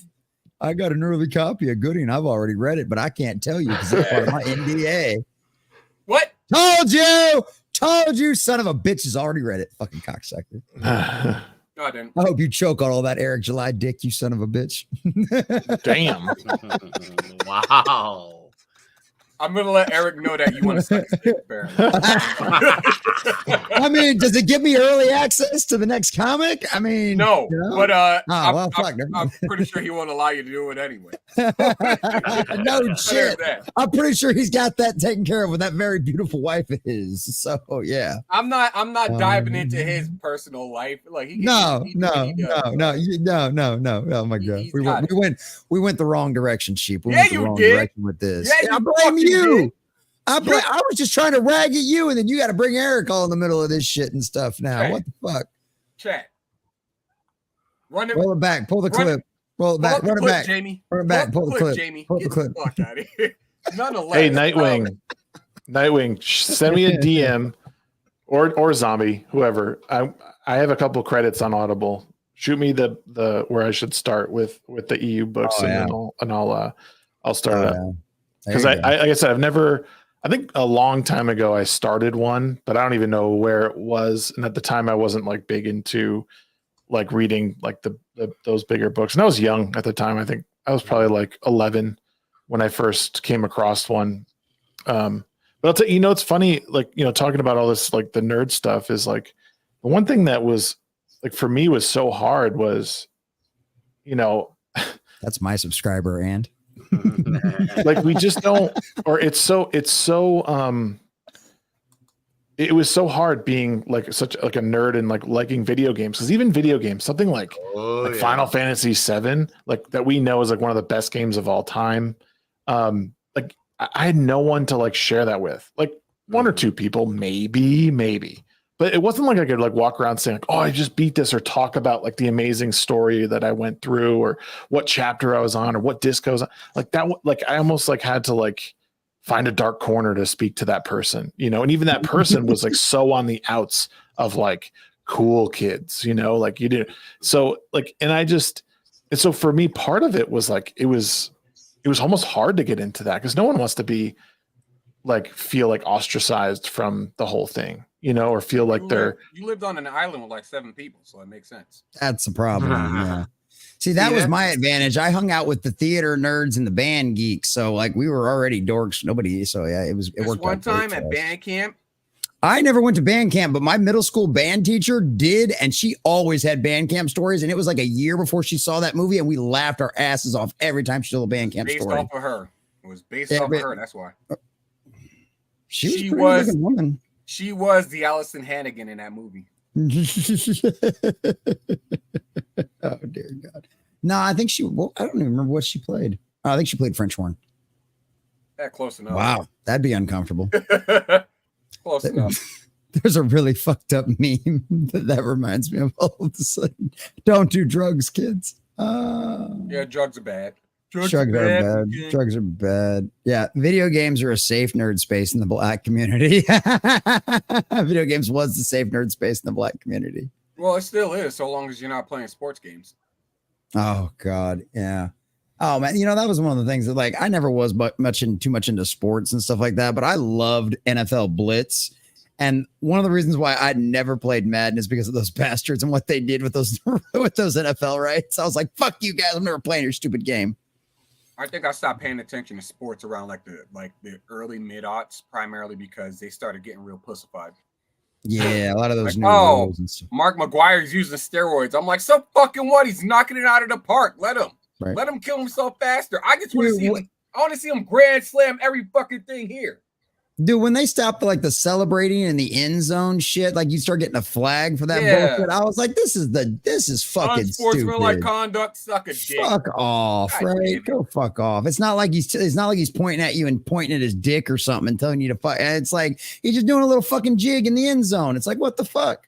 Oh, dude, I'm fucking crying about shit. This Dragon Ball Z. So there was a store in the mall that like that sold like the videotapes. There wasn't even markings on the sleeve on the VHSs. They just had like a sticker on the side, but they sold them in the mall, and we used to go there and pick them up. I don't know if they were pirated. They probably just recorded off the TV, but they were all the Japanese, like they were just dubbed. They have not dubbed. They had subtitles. Subbed. So my dad and I, when we found this store, he would bring me almost every weekend, and we'd pick up a tape or two. We got like all the movies. It was like, I think at the time it was like 1 through 12. I think there's 12 movies at the time when I got them. And dude, when I tell you, like, I remember the first time I saw Gohan fight Bojack, and I was like, all I want to do is tell people how fucking awesome this is. And I can't do it because everyone will think I'm a fucking loser. And it like hurt my soul. And now it's like, I find all these people, I'm like, we could talk about this all night. We could talk about every movie. We could talk about Dragon Ball Z. We could talk about GT. You know what I mean? Like and now there's so much more than that. But like at the time when I was a kid, it was like, I couldn't do it. And there was no black people in my school. So I couldn't, there was Hawaii, one. bro. Come on. No, I went to school. I'm from Connecticut. I went to school in Connecticut. Oh, that's even worse. Hey. Yeah, I know. No, listen, there's actually there's a lot of shitty areas in Connecticut.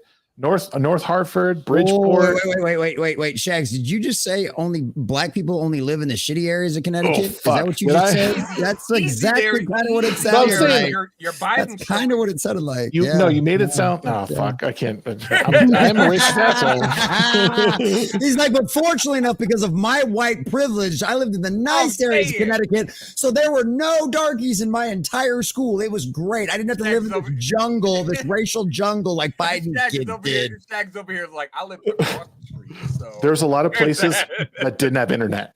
All right. That's unfortunate. They couldn't get IDs either. Is that what you're trying to say? You know, oh fuck! You watch this valid point. You had to get into D&D to be ashamed at all. That's true.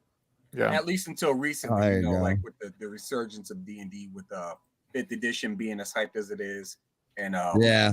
what's that shit called? Stranger Things and Critical Role. Oh yeah, Stranger Things, Critical Role. They just made shit like overly popular.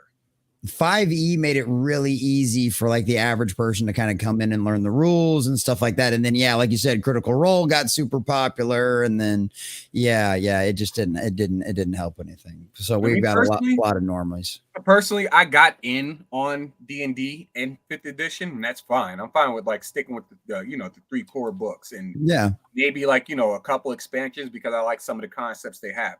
Yeah. But a lot of this shit is so retarded.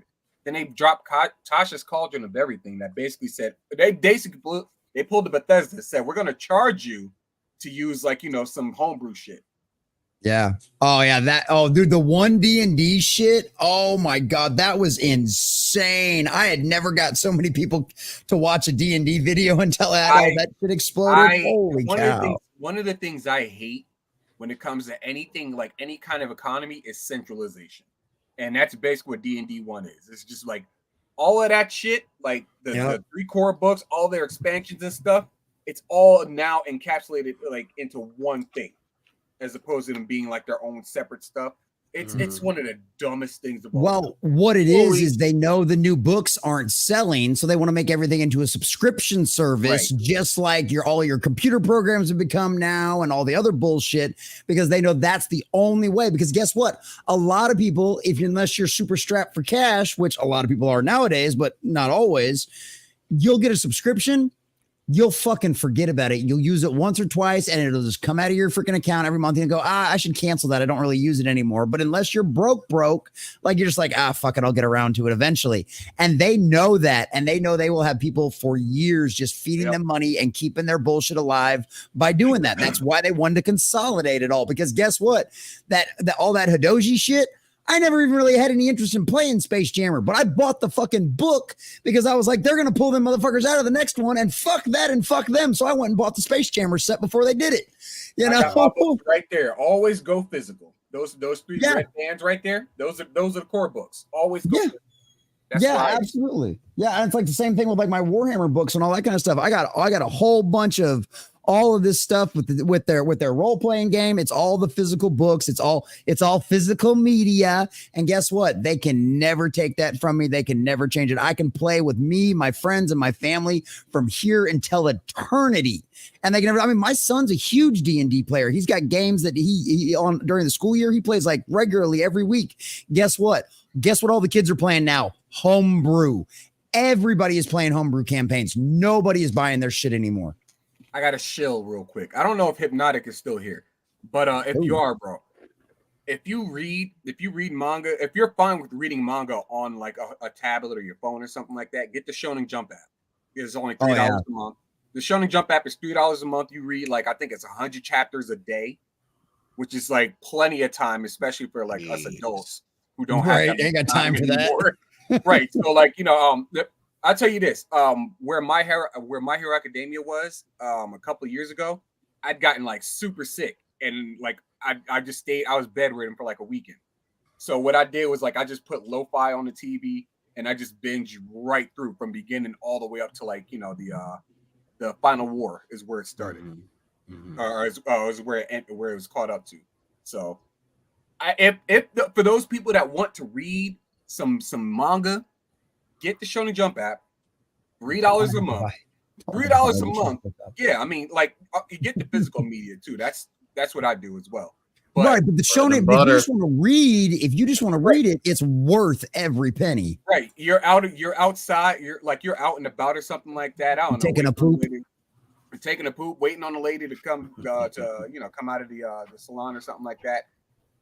You just break the shit open right then and there. Boom, you're reading it. You're solid, so on and so forth. I'm catching up on Chainsaw Man doing that shit. So you broke the shit open both ways, dude.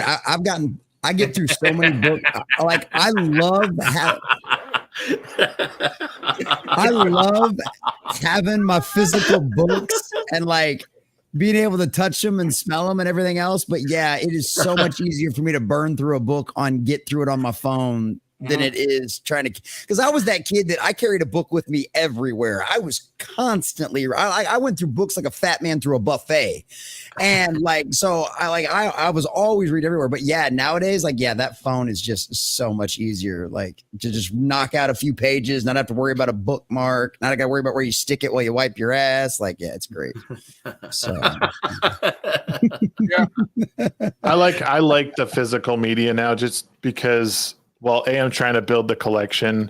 I like having them there in my hands sometimes. The only thing they won't buy physical, it's weird. I like audiobooks, but what I'll do is I'll listen to the audiobook and I'll usually buy the book as well just to have, because I'll want my kids to see it. I have all the Dune books except for I think one of the prequels. And then but I want my kids to read Dune because it's such a good series, but I don't have time I don't have all the time to sit down and read them, but I drive around for my job. So I can listen to books way easier a lot of times than to sit down and read them. But right now I'm going through Assassination Classroom. I just bought 4 and 5. And I'm loving that series. I think it's great. I think it's fun. And I'm planning on getting, I just got Berserk #1, and then I have Demon Slayer as well, 1 and 2. Yeah. So I'm gonna go through. You said Berserk? Yeah. Then you said Demon Slayer, huh? So I think what I'm gonna do is I'm gonna get the big Berserk books because I like how they look. So I want all the big black ones. The black ones. I want all those. But they're $50 a piece. So friendly FYI for anybody that's into the Berserk anime. It's currently Amazon Prime Day, which I think will last for 2 more hours. They have it on sale, the entire 2 seasons of it for 30 or 40% off right now. And all of it on physical media right now. So any of you guys that are that might be checking out. Sorry, I just want to bring that up since you guys brought up Berserk. I was if anybody wants a good deal on that and has never watched, because I've never watched the anime or any of that kind of stuff. So I'm if you're looking for something that's a good deal at the time, I don't know how good it is. Sheep's kind of its middle of the road. I watched the anime. I watched the anime and it's choppy. You'd be better off just buying you're talking about buying the physical the disc. Yeah, the physical DVDs of it. Yeah, that's what they've got. Those are fine. The actual on disc stuff is better than what's whatever they might have airing on their. Oh yeah, no, they've got this is the Amazon Prime. It's on sale. It's the actual physical DVDs of the 2 seasons. Correct. So yeah. But it'd be better to invest in the books anyway, because the books give you so much more context, so much more story.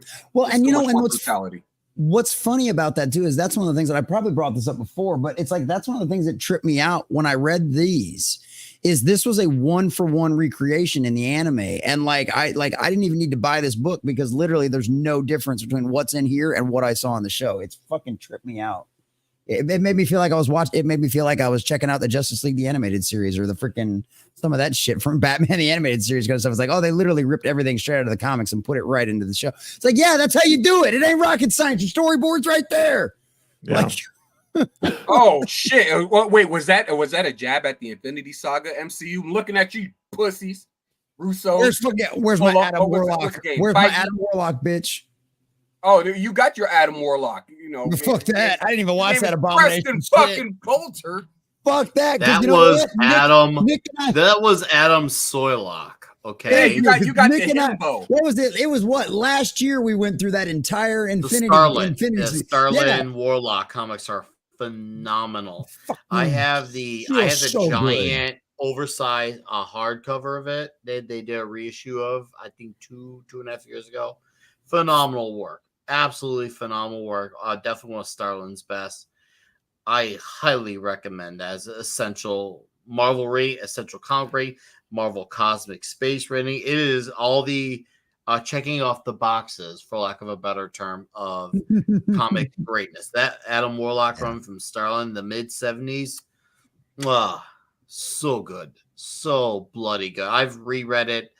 It's dark at times. It's inspirational. It's very motivational, and it's fun because of the approach of where the writer's coming from too. So yeah, if you haven't read in the chat, please, Adam Warlock, Jim Starlin. Like, the answer is only one word, and it's yes. That's it. Yes. I second that. So good. So good. So good. He was there. The art, lost. like you had your cherry busted, then we busted another cherry reading that story. Dude, it was so good. It was just like some of the art that's in that. Some of the art that's in that, with like some of the faces melting off, and some of those splash pages are just fucking. I mean, some of the best art you have ever seen. Just such cosmic goodness. Just sorry, it makes me all tingly and happy again. I don't know. Shags is like, I don't give a fuck what these nerds are talking about. This is comic book shit. I don't know nothing about this shit. What the fuck? Well, I told I mentioned this a while back. If the MCU ever decided they were going to take on like a quarterback saga, I'm just going to laugh my ass off throughout the entire thing. Oh, dude, yeah. I mean, because quarterback at the core of it all, he's just somebody who wanted attention. Yeah, he was a simp. He was a simp. He lost his. He basically lost his like. The crazy thing about Korvac is that you brought forth the Guardians of the 31st century, and as soon as like the whole crew showed up, the Guardians, the Avengers at the time, the people they collected, Jocasta after like they defeated Ultron and whatnot, they all showed up to Korvac's house, and he's like, "Oh, so y'all think y'all about to start something, huh? Well, first off, let me let y'all know." Boom, blew up the ship with their one MacGuffin on it. It was like, y'all not gonna win. I was like, this nigga ain't playing. Hold on. You could probably even make the argument that Thanos is nothing more than a sim too.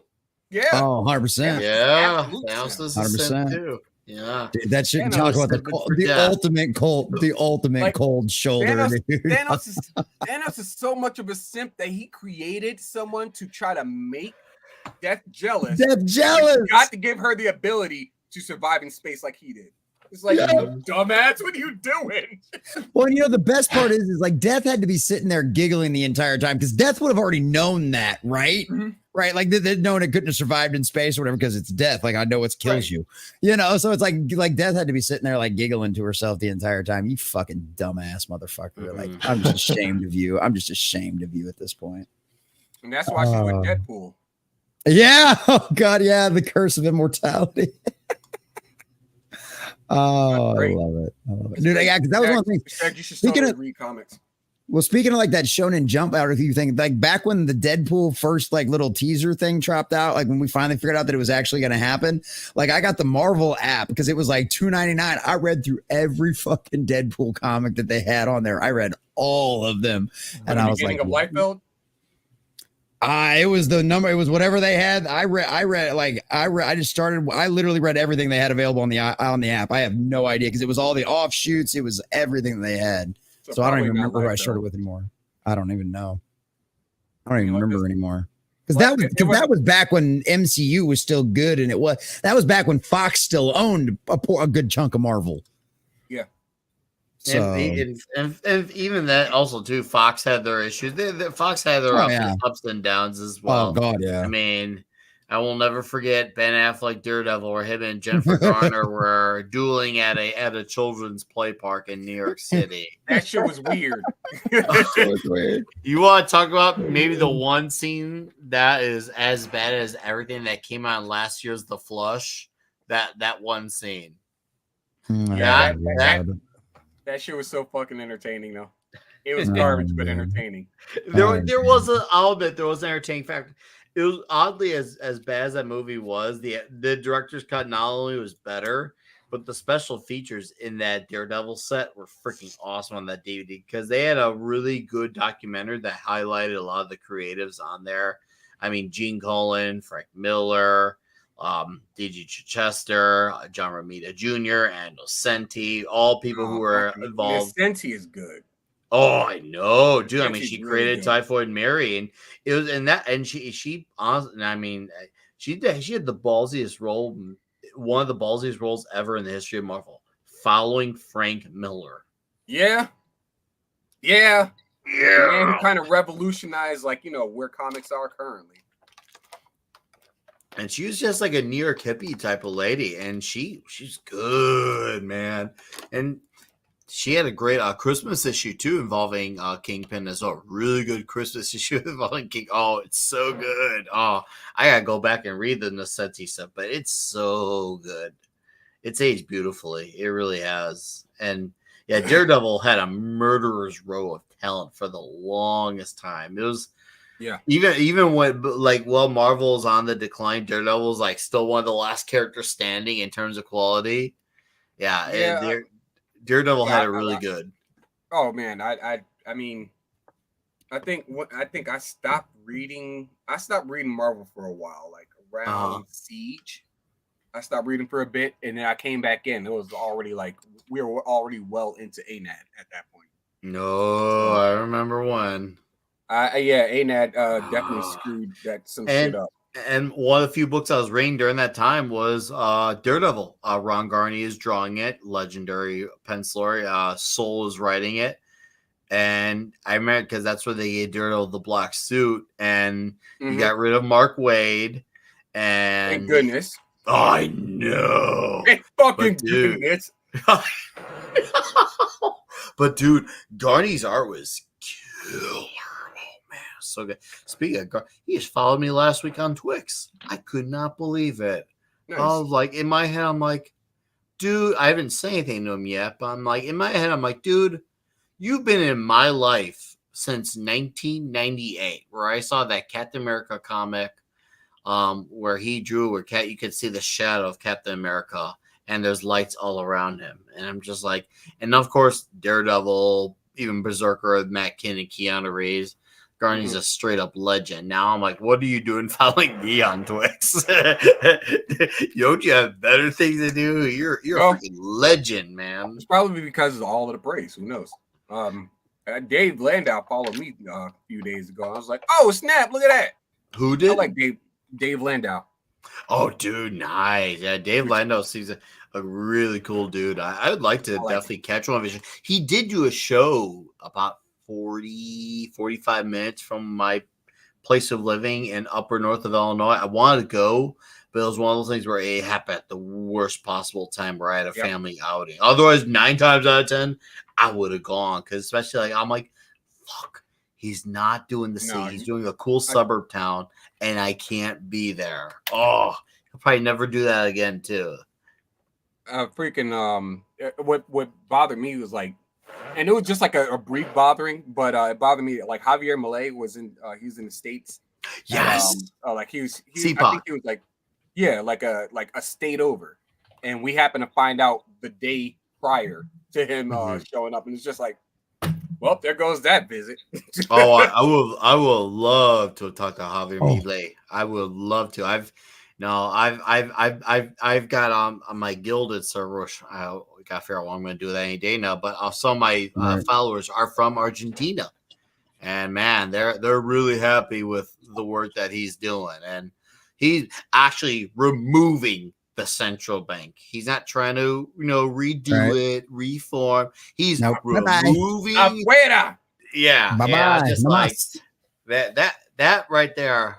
That is the man right there. So, and no, they're really happy, and I was just like, I'm happy for my friends in Argentina. I'm really happy for you guys. If anything, I guess you could actually probably make the argument that Javier Milei made Argentina great again. Oh yeah, really did. He actually he's a MAGA. He's actually MAGA. He literal's MAGA. He made Argentina great again. Yeah. I love that we're seeing that kind of thing. I love the fact that somebody like that finally got elected to a legitimate office in a quasi-legitimate country. And it's one of those situations and legitimately drained the swamp. Legitimately drained the swamp. I like literally turned their economy around overnight. And my question is, it's just like, can you make it stick? Are they going to see the light? They're try to find a way to strike back. That's my question: is when he's gone. What I'm not talking about next year. I'm not talking about 2 or 3 years. I'm talking about a decade from now. When he's gone, how much of that is actually going to stick? How much of that they are going to actually stay with? That's always my question with something like that, because that's the real test of time of this, is if they can make this stick. If the country really does see the error of their ways and goes, "Oh yeah, we're never doing that shit ever again." I think that relies more on the people, though. They have to have. Well, of course it does, but that's what I'm asking. Like, that's what I'm wondering. It's like, here in America, a lot of people they'll speak freedom, but then they'll live by the state rule.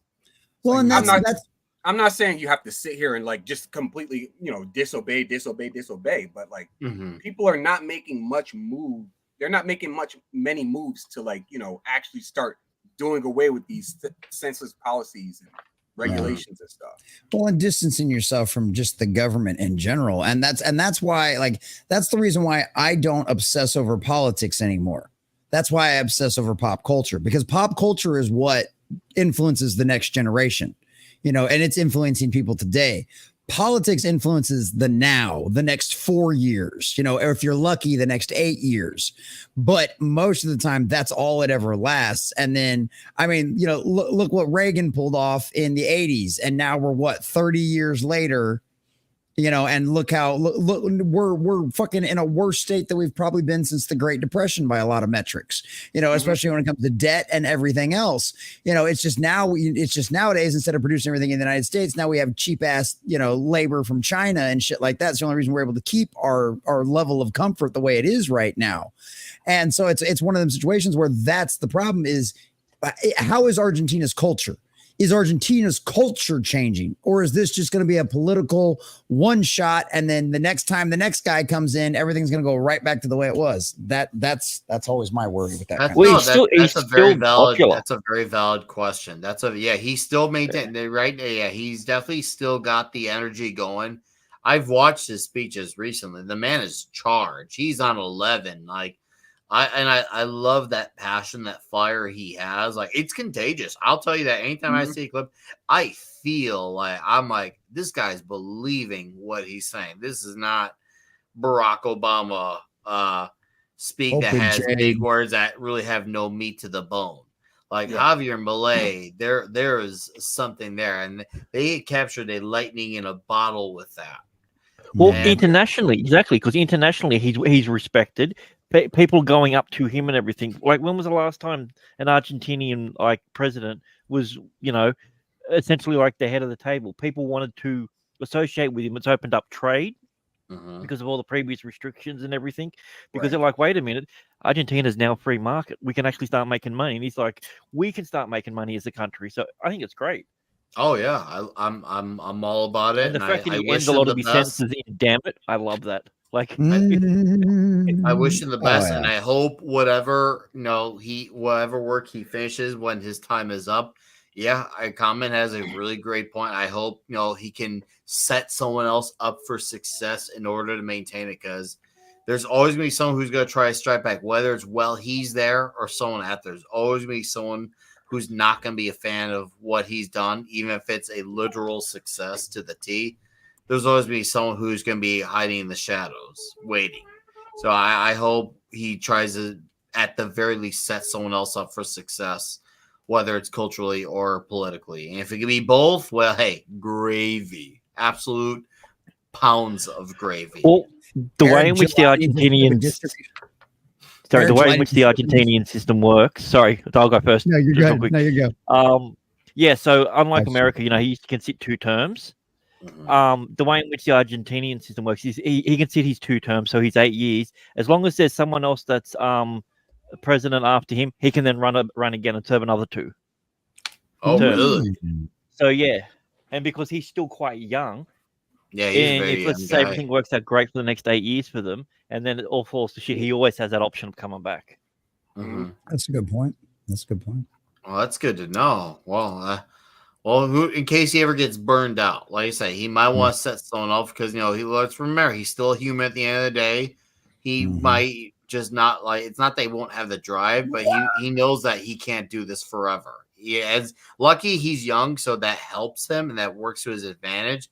But he does need to pass on to someone because at the end of the day, he's still one man. And granted, he's a one man who's doing good, but someone else does need to carry on after him. Mm-hmm. We do need a Nightwing for our Batman. We do need a Nightwing, and he needs that Nightwing. Basically that. Yeah. Yeah, no. And I was just going to make a joke about how Eric July needs to set up a distribution center in Argentina to keep their culture secure. I'm just saying. It's just a thought. Sheep's like, about that. Let me grab my NDA sign again. Yeah, if you're gonna do one country to outsource, I think Argentina might be the way. Excuse me, I got to send a message real quick. I got to text Eric real quick. Hey, we just had a really good idea. I thought this one up. He's gonna totally take credit for that shit too. Nobody you're not gonna find any. You're not gonna find any evidence of somebody else coming up with it before me. No, it's not like we're on a live stream or anything. This is strictly in the back. You didn't know the streams. We already ended the stream. I was a smart nigga. So you are Toby. You're not. Yeah, I was gonna say the same thing. Damn it! That will hurt. Eric, every time Eric sends you an email, it starts out with Toby, and you reply with Kunta. Nah, not even. Everybody just called me Sheep, and I'm like, y'all know my actual name. I'm fine with y'all calling me by my actual name. Well, they're that's like, nah, it's cool, Sheep. That's what. If I ever knew it, I would still call you Sheep because I'm one of those guys because my comic book mentality is I respect the superhero secret. And I look at it like that, like it's like if the Justice League are out and about fighting bad guys, you gotta say Flash, not Barry or Wally. You can't. Right. We're using superhero names. Yeah. Oh God, I know. Oh my God. That's why I've literally said to the Shagsworth in person. I've called him the Shagsworth with including the. I call him Mr. The. Mr. The. Speaking of people who are only known by their personas, the smoking man himself. What's going on, brother? I hung out with him last month in Dallas. Good dude. Well, and it's funny. It's funny about that too, because we've literally brought the Matrix to life. Because remember how in like those movies, everybody went by their code name, everybody went by the persona they chose, right? And it's so funny is like now all of us knuckleheads who are literally perpetually online, who are in the Matrix, we all, even when we're out there in the real world, we still all go by our freaking online personas. Yes, every single person on this panel doesn't use their real name. That is true. Yeah, not at all. Grant doesn't go by his real name. No, the Gregory is actually his middle name. Nobody told anybody that. You'd be surprised because Gregory is not a Jewish name. Okay, it's just not. Actually, people call him Mr. every now and then. Only when they're asking for some more soup. So your first name is Mr. Middle name is Grant. Last name is Gregory. I like that. Mr. Grant. Yeah, it's actually Mr. I can't use a hard R at the end anymore. Apparently, it's wrong. So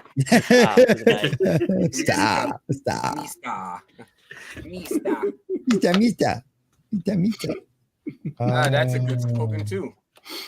From Little Caesars Mista.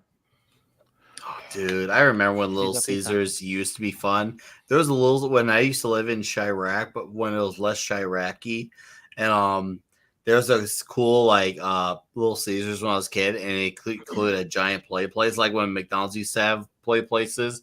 And this one at this Little Caesars was gigantic. It was like, dude, I could probably get lost in there for a year, and my parents would never find me. It was great. It's like Walmart from Fairly Odd Parents. Nice. It was like the Walmart of play places. It was like, whoa, dude, and man, it was the so is Little Caesars not around anymore? Oh, they got them all downsized. They're still here, but they're all downsized in small places. Kind of like the way like Pizza Huts used to have full on diners. Now they're full on just strictly pickup places now. Yeah, you like walk in and grab it. And, Okay. It wasn't taken over by another restaurant called like Little Brutus or something like that. Madhouse has a good question. If y'all were given one single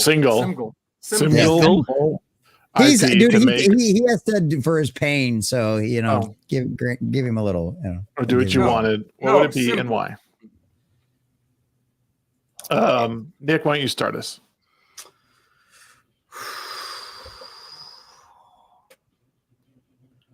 Single IP to make her do with what you wanted.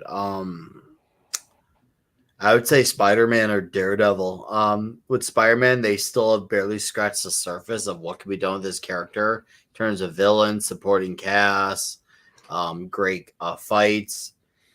With Daredevil, man, there's a lot of another character. Still a lot of, even though there's been quite a lot of great adapted mediums with the character, still a lot of great stuff you could do with characters who have not been really tapped into the way they should, whether it's a Mr. Fear or even though it's been done once, Typhoid Mary, but I'd like a proper Typhoid Mary. So I guess Spider-Man and Daredevil, they're the ones I'm the most knowledgeable on. So I feel like I could apply that experience not only to bring their history together, but also understanding their voices and still maintaining where the characters come from while still moving them ahead going forward. Okay. Jesse, what do you think? The first thing, I'll just do the first thing that came to my mind. It'd have to be Ghost Rider, because I don't feel like I like the Nicolas Cage movies and they're fine. And if anybody tries to come at me and say that there was a Ghost Rider in the Marvel TV series Agents of S.H.I.E.L.D., which I actually liked, I will fight you physically. Unlike Lisa Mercante, I actually mean this.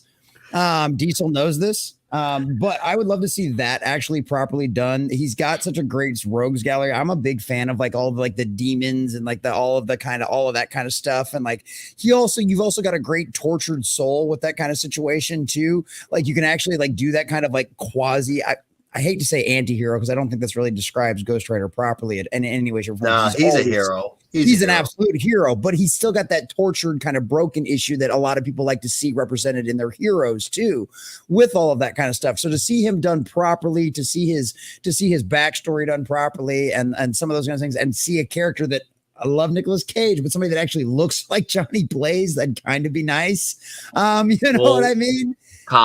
Remember, Nicolas Cage at the time played a mid-20s age-wise Johnny Blaze with dyed black. That's what I was thinking. Okay, for one, Johnny Blaze is a blonde. Okay, it's like that ate jelly beans out of a martini glass. Yeah, I'm gonna give you the penance stare. It's like it's just like it was so bad. It was so cringy. It's like I love this character. And I'm like, you know what? I was like, off. the Italian. Do you still like Italian? I'm like, what the fuck is this shit? Oh my god! Could you call Thomas J? Get him over here. So yeah, Ghost Rider would definitely be the one that I would like to see done right. I mean, I would want to see it done in kind of like the Spawn style. They do it with kind of like a little bit more of the darker and a lot. And we've got the ability to have such great special effects for all of his stuff now. Like you could really do something really well done with that one. And you could Would you introduce Cosmic Ghost Rider? No. I would not introduce Cosmic Ghost Rider. I like Frank Castle. Robbie Reyes. Well, it's not that I didn't. No. That's Frank Castle. Cosmic Ghost Rider is Frank Castle. Well, I know that Cosmic Ghost Rider is Frank Castle. My point is, we've got about 30 or 40 or 50 years worth of actual Ghost Rider to get through before we have to go touch any of the crazy shit. But yeah, no, I just want to see it done properly. with really cool stuff. Not a serial killer's spirit possessing his nephew or whatever the fuck it was. So yeah, that's mine. Sheep. Oh, I thought you were gonna go like, you know, and like just. He's going around the circle. Around the circle. It's not a circle. It's all a circle. It's a circle. It's a rhombus. It's a circle. It doesn't stop. It doesn't have corner. It just goes on forever. It just keeps forever. God, I love that movie. Anyway, Sheep, what's your answer? Genshin Impact. I take that series and just basically make every character white and then just see people mad. Fucking Sheep, be the cynic. Of course you would. To be fair, I'd probably do that with like all of like any franchise, any IP that I got, like, you know, I got to do what I wanted with. I would do shit to purposefully piss people off. Like, you know, for example, the Avengers. Why haven't you applied for a job at Disney then? Kennedy. Right, thank you. You beat me to it, Grant. All right, Kathleen Kennedy. The thing is, if I applied to a job at Disney or like Star Wars or anything like that, that would be me making things right for the fans. But I'm not trying to like, you know, I'm not trying to piss off. I'm not trying to piss off, like, you know, the actual fans or anything like that. I'm trying to like set shit. Well, yeah, I guess that would be the case, and I just have to pick up Star Wars and make shit right, apparently. Same thing would go for, man, look, I'd pick up The Legend of Zelda. And I wouldn't change a goddamn thing. Put simply, it's time for a game featuring Zelda. Here's another game with Link. Hold that L. That's where I am, at least. And then I take Pokemon and then, like, you know, just completely outsource it to people who give a fuck. Oh, China. No, they don't give a fuck. China. They're just as bad as Matsuda and Omori. China. It's all about the China. All right, Grant, what IP would you? Well, I mean, if I'm taking the question seriously, or if it's about me making a lot of money, if it's about me making money, I'm doing Star Wars, and I'm actually just going to adapt, you know, the Darth Plagueis novels. You know, 3 films. There we go. Good to go. There's a good $1 billion in my pocket. But something in my heart that if I could do, it would be Doctor Who in a heartbeat. I knew he was going to say that. Go ahead. Something told me it was going to be Doctor Who. Yeah, it's almost like we do a show together about it. So. I know. Weird. That's a show. But yeah, like otherwise, if like if for an individual IP, that's what it'll have to be like.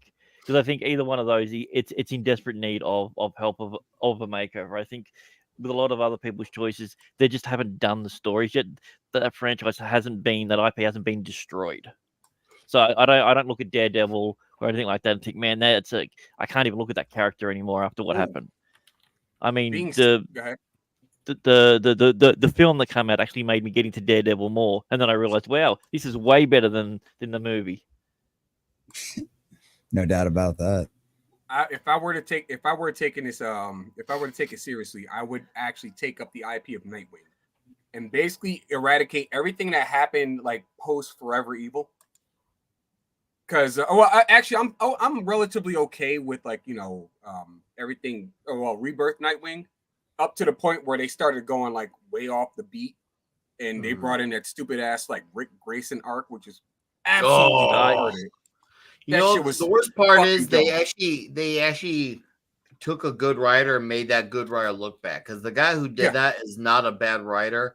It makes me think that, and obviously I can't prove it, but I think he was just given the idea, was told to run with it. I truly believe that. That's because that seems out of character for Jurgen to do something like that. Right. And the whole conclusion to that arc didn't make sense anyway. Batman, breaks KGB's neck, leaves him in the snow. You're learning from your mistakes. No, you're just leaving a guy there to come back years later. Even though technically he killed him originally. We all know he killed him originally, and then they retconned it later on. Basically. But that's where I would sit. Like, I'd look Tom King directly in the fucking face and say, no, Nightwing will not die from a stupid ass fucking rock. That was one of the. Mike has bad knees. Says to cut your mic. You already had your chance. Oh, okay. You were being serious. Oh, I could have just. I gotta unmute myself. Whatever. Nonetheless, like that what's that shit called? Injustice. One of the worst storylines that ever fucking happened. Why? I thought it was an interesting concept initially, and then it went for another. It double dipped, and I was like, all right, it's done. It's done. When I was at the Fan Expo before the meetup last month in Dallas, I saw this dude walking around, and he had this sign attached to his body. It says, "I am tired of the evil Superman trope. I have never high-fived a dude as hard as I did in my life." I'm like, this is the man right here. This guy, Homeland, right? We got Homelander. We got what's his name? Omni-Man. We got characters who have omnipotent abilities who are evil already. Like it's old. Stop it. But that's the thing. It is actually old. They want to make 900 versions of literal evil Superman in DC, and if they don't do that, they want to take the actual Superman and make him do it. And once again, these are people who hate Superman. They don't see the good in him. Yeah, that much is obvious. They are people who only want to make Superman be perceived as evil because that's how they see him. Yeah, like with Mark Rachel, like Irredeemable, that was great. But we're talking about nearly a 20-year-old comic. That's the thing. But they do want to keep pushing that out now, like it's a new thing, because all of a sudden people are discovering these older IPs, and and then they go derivatives of that, then a derivative of that, and then by the end of it, you've got 350 different evil versions of Superman and not one good Superman. This is maybe I'm the asshole. Yeah. I liked the first Injustice because I don't think that there's anything wrong with what would happen if there was a bad Superman. I don't know. I just disagree with when I don't think it's a bad direction to take it. Like, what would happen if the strongest hero in this universe was somehow like essentially bamboozled or tricked into being to being bad and like breaking down, like there's a great story there. I don't think it has anything to do with people being evil. I think you're missing the point. I get what you're saying, Shags. Here's the thing. There was a guy who did that well. His name is Mark Miller. He did a story called Red Sun. And that was at a time where it was an uncommon thing. Now everyone wants to do it. It's kind of like, once again, it's the Watchmen effect.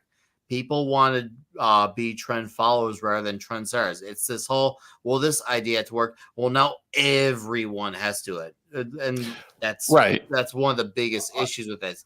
They can have their place in the world. Once again, moderation. But now that's all they want to do. And even this, and Mark Miller is also a genuine fan of Superman. That was a non-continuity type of story. He knows the limits with Superman too. And these people, they want to write these type of characters in continuity, and that's all they envision as. They can't look past their own ideology. It's one thing if you don't like the character, whatever. But when you have to make it because, I don't like the character, so the character needs to be written this way, I strongly oppose that. Real quick, Nick, I just want to say welcome all raiders from Camelot stream. Great to see you guys. Oh wow, huge raid.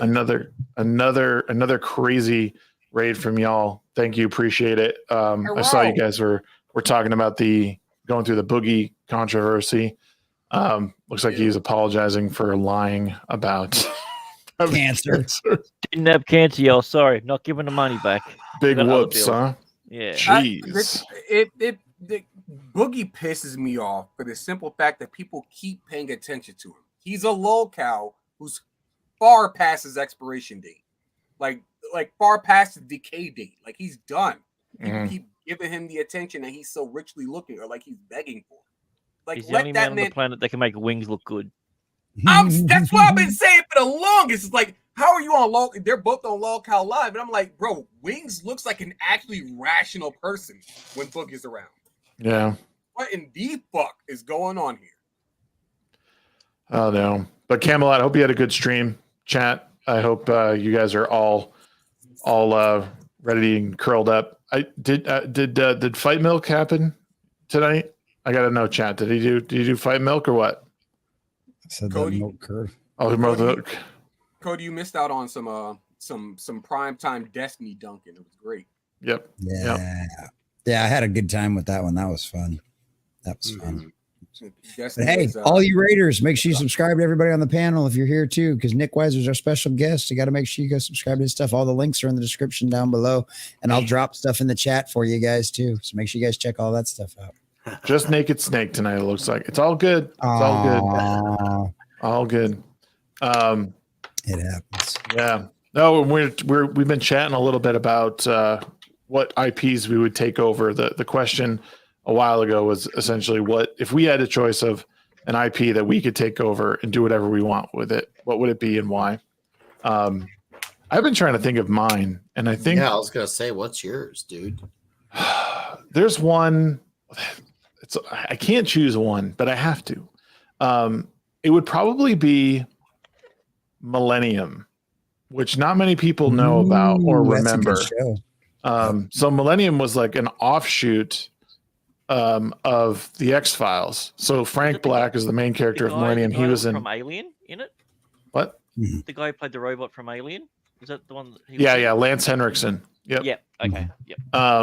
So he was in an episode of the X-Files, and then maybe it was after Millennium started, but either way, Chris Carter created the show. It ran for 3 seasons. The 3rd season was abysmal at best. Oh, dude, Wishbone. All right, I was going to reply to it. Sliders was so good. See, both of these shows. Up until the 4th season. When they decided to go on, oh, what happened? It's like, oh, I guess the two people emerged, and now you're a foot taller and a completely different actor and act differently. Yes. Well, they tried to make it his brother, right? They made an alternate version of him that merged with an alternate version of his brother to make an new alternate version, but somehow it's still the same original Quinn. Right. What? Yeah. All right.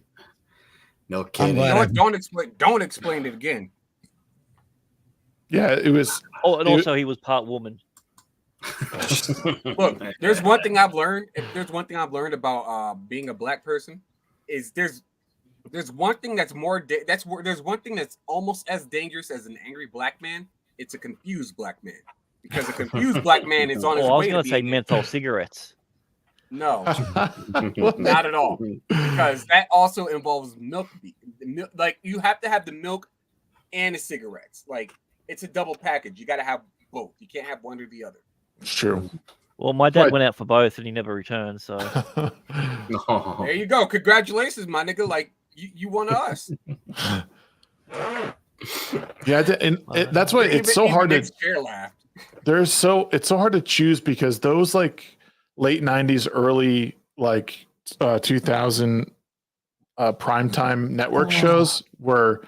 Some of them were bangers, and then they just kind of petered out after a couple seasons. And Millennium had a lot of good potential, because it was like they still did the Monster of the Week thing, but there was this story, at least I forget, the first season was largely centered around his daughter and his family. But the whole story is he's a profiler, like he can see like what like the killer sees in each thing.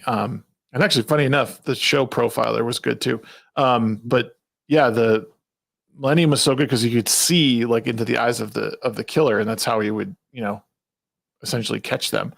It's a show I really want to go back and watch. He had one of my most favorite episodes of all time. It's the one where you got the 4 devils that are sitting around the restaurant, and they're chatting about. It's like, what do you do to get their soul? And he's like, I got to do nothing. He said they do it all for me. And like, as soon as I heard it, I was like, oh geez, I think I was a teenager, but I was just like, holy crap, that's so true. Like, yeah, it was one of those ones that I still remember to this day, that episode, because it was great. And I love that scene too, because he gets the kid. He's like, he drinks the coffee. He's like, kid pissed in the coffee. They corrupted him, right? They pushed him so far, just being assholes to him, that they finally got him pissed in their coffee. Yeah, as soon as you brought that up, Grant, I was like, I know that episode. That's the one I remember the most of that show. Yeah, that's fucking great. I need to go. Shags, Grant, we should do a watch along. We should go back and rewatch that. Oh, dude, I'd be totally down to watch. Because I used to watch that one, because I used to come directly after a TV series called The Pretender. Yeah. Yes, that's why I watched that show. I like The Pretender. My grandma used to love The Pretender, but I watched Millennium. Yeah, I like both of those. You guys are, Pretender I was mean, you really guys good, obviously too. know some of these shows. Do you guys remember Strange Luck? It was with Well, that's DB so Sweeney. familiar. So he's DB Sweeney's been in everything though. That's Spartan's balls. Like, anyone remember The Pretender? Yeah. Yeah. The Strange Luck was like, it was another one of these shows, I think, that had like a season or two, and it was he played a guy who basically he survived a plane crash when he was younger. He was like one of the sole survivors, and then like from like his whole life, it was just he happened to stumble on things or like narrowly escape something, and he kind of became like a private eye or detective, I believe. But it was in the Friday night lineup of shows. It was like Strange Luck, Sliders, X-Files. Is like, because I think it was 8:30. I'm sorry, 8 o'clock, 8:30, 9 was X-Files. Like, Wait, that's what we did. Was that another X-Files spinoff? Strange Luck? No. Yeah. I'm trying. Let me bring it up because if you see it, you might recognize it. It was from 95 to 96. It was one. Yeah, I can. Now that you're saying it with the plane crash, because he always had. He was a was he a photographer? For Private Eye or something photographer like that? Yeah. suffers from strange luck, and is a victim of both good and bad consequences that involve him in the problems of others. Yeah. You know what else? You know what else pisses me off? You look at these shows. There's still like diverse casts in this. Like everyone's saying, it's all white men, and like there's DB Sweeney. Dude. There's men. There's like at least 3 or 4 men, a black woman. Like look at a lot of the movies that came out in the 70s and the 80s. A lot of them had like now where there are female leads and really respectable parts. You also had black, Hispanic leads. You had like look over Lethal Weapon. You had Mel Gibson, who was the unhinged guy who was white, and you had Danny Glover, who was the black man with the nuclear family, successful, respectable family, did the work, and he made it in life. And they were, of course, a yin and yang, but it showed you, hey, look, like that a black man can do this. And it's also people, if you want to translate into real life, people forgot once upon a time there's a basketball player called Michael Jordan. Everyone and their mother were over. Dude, I lived 15 minutes from the venue during the second three-peat of the Bulls, 96, 97, 90. I lived 15 minutes from that venue. Everyone and their mother. Back when, what was that store? Kmart used to be relevant. Dude, I bumped into 9-year-old Nick when the Bulls were 72-10. 9-year-old Nick was running around the store, and I bumped into someone, and I fell on the ground, and a guy picks me back up. It was Scottie Pippen. Yeah, I figured it was going to be his cohort. And it was Scottie Pippen. I asked him, "What are you doing?" He was like, "Oh, I gotta get shoes for my upcoming game." I was like, "Oh, that's so cool!" I couldn't believe it. I was just like, "What are the odds?" But it made sense though, because Kmart was he was going to Kmart. Well, maybe he had film shoes for that. I don't know what his deal is, but that was at a time when Kmart was relevant, and when it was when they had good commercials and shit. Yes, they were called Super Kmart. That was a Super Kmart. Remember, this was that Super Kmart Scottie Pippen was shopping at. So it was a big deal for them to do that, and that whole town, even the grandmas who would be in bed by 5 p.m. were up to watch Jordan win the freaking NBA championship. Basketball was good back then. Oh, I know. Everyone wanted to see Jordan win. The trio was always Jordan, Pippen, and Rodman. You put those three on the court, and like you basically. You want to talk about the diverse team? Yeah, those three in it, like. And everyone Rodman made up 95% of the diversity in that. Yeah, and he was still banging Madonna at the time. Back when Madonna still looked good. Yeah. I forget what I was gonna say. Never mind. He's now thinking of Madonna getting railed by black dudes. But Nope. yeah, there was also Eddie Murphy was a black lead for Beverly Hills Cop too as well. He had a black lead. He was the lead actor. I mean, let's not forget 48 even Hours as well. if you want to bring into music outside of rap, some of the most legendary guitar players are black men. Chuck Prince. Berry and Jimi Hendrix. Prince. I mean, Oh, that's what I remembered. That's what I was going to say. Police Academy was another great diverse movie. Right. Yeah. And then I was my kids. So it's a great dad story too. Also, Oh boy. my kids love the Back to the Future trilogy. We watched all three of them right in a row. They're all good. Yeah. But I was watching it and I was noticing, well, in the second one in particular, but like when they go to the future, the cops that find Jennifer in the alleyway are women, and like, but even that whole like cast is like pretty diverse and like that, and it just made me think, like, what the fuck are people talking about? Like, there's so many. This has already been done. Like, there's no need to like now. People don't want to live in the past. Right. They pretend the past just didn't. They pretend it didn't happen because it doesn't benefit their argument. So they're not expecting people to go out and actually look at it. They're expecting people to just take their word for it. And that's what it is, because they believe that their word is law and religion.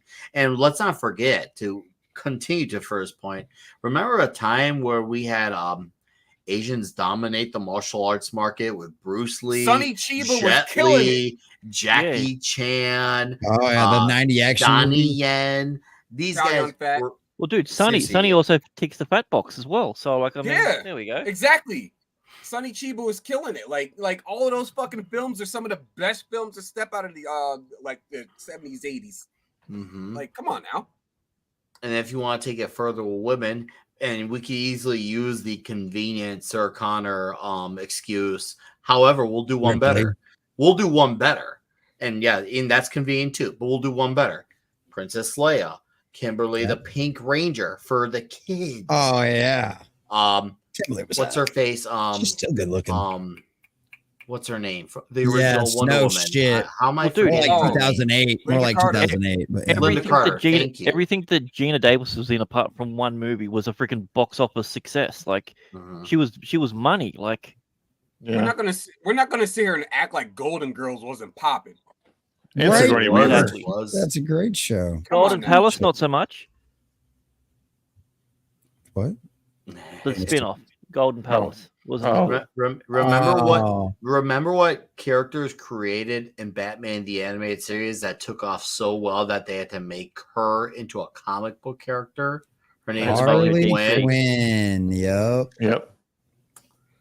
Just saying. Like, I mean, and can we also talk about, like, one of the best actors to step into the role of one of the best heroes and best villains of the 90s in Blade? And I'm forgetting the character's name, Demolition Man. Wesley Snipes was on top. Oh yeah, he was. Yeah, he was. And that was another one that was practically a guaranteed box office success. Oh, he was a rock star name. Yeah, Wesley Snipes. It was like people were going to go see the next Wesley Snipes movie. It wasn't like, oh, we're going to go see this Blade movie because we love the comics. No, it's Wesley Snipes. We're going to go see it because it's got him. White Men Can't Jump. Him and Woody Harrelson. I rewatched that movie recently, and they tackle the subject of racism so beautiful in that movie, and they talk about both sides of it, and you see these guys who have this crazy relationship, becoming genuine friends. And once again, American History X. You saw how Edward Norton's character went from committing an actual hate crime to becoming oh man, this is wrong. There was a redemption arc at the end. And he also ultimately, even though he has redemption, he still paid the price at the end of the day. Yeah.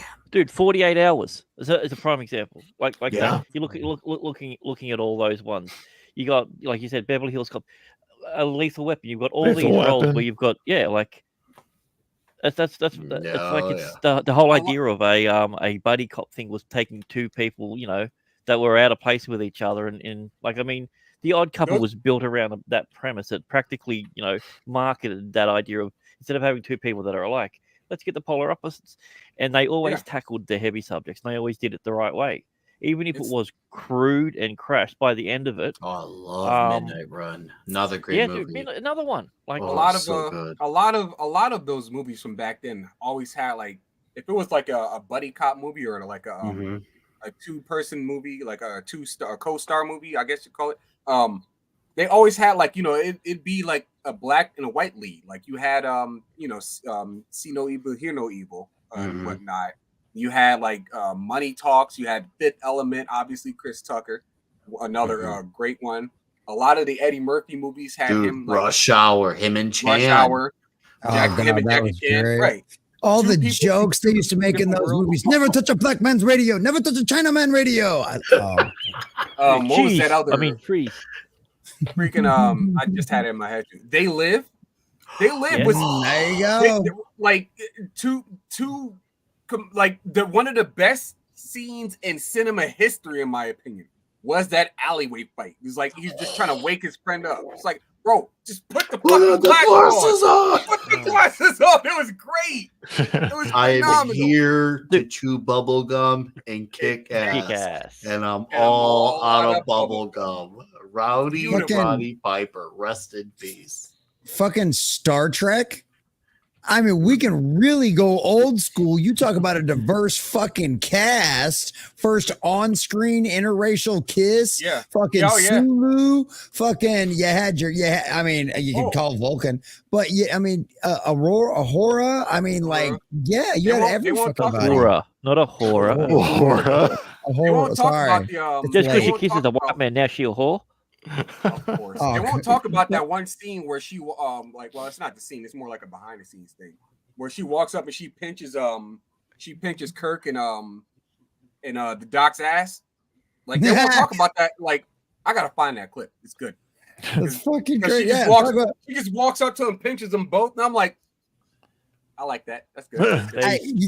Hey, come on. You think William Shatner hit that? Like, come on, let's be honest. At least once. That's what I'm thinking. I can guarantee George Takei didn't. Oh, absolutely. Fuck it, Sulu. Sulu was flying solo on that ship. Oh my. You know what also did well in the 90s? Like dominantly black family-led shows. Fuck yeah. Family Matters, Fresh Prince of Bel-Air, Moesha. And they were all good. They were all they were good. great. Dude, the UPN was the shit for that back in the day. Mm-hmm. The one with the, I can't remember which Wayne it was, but it was one of them. Mm-hmm. The Wayans, bro. Oh yeah, one of the Wayans. A lot of them had well, fuck, In Living Color. Oh yeah.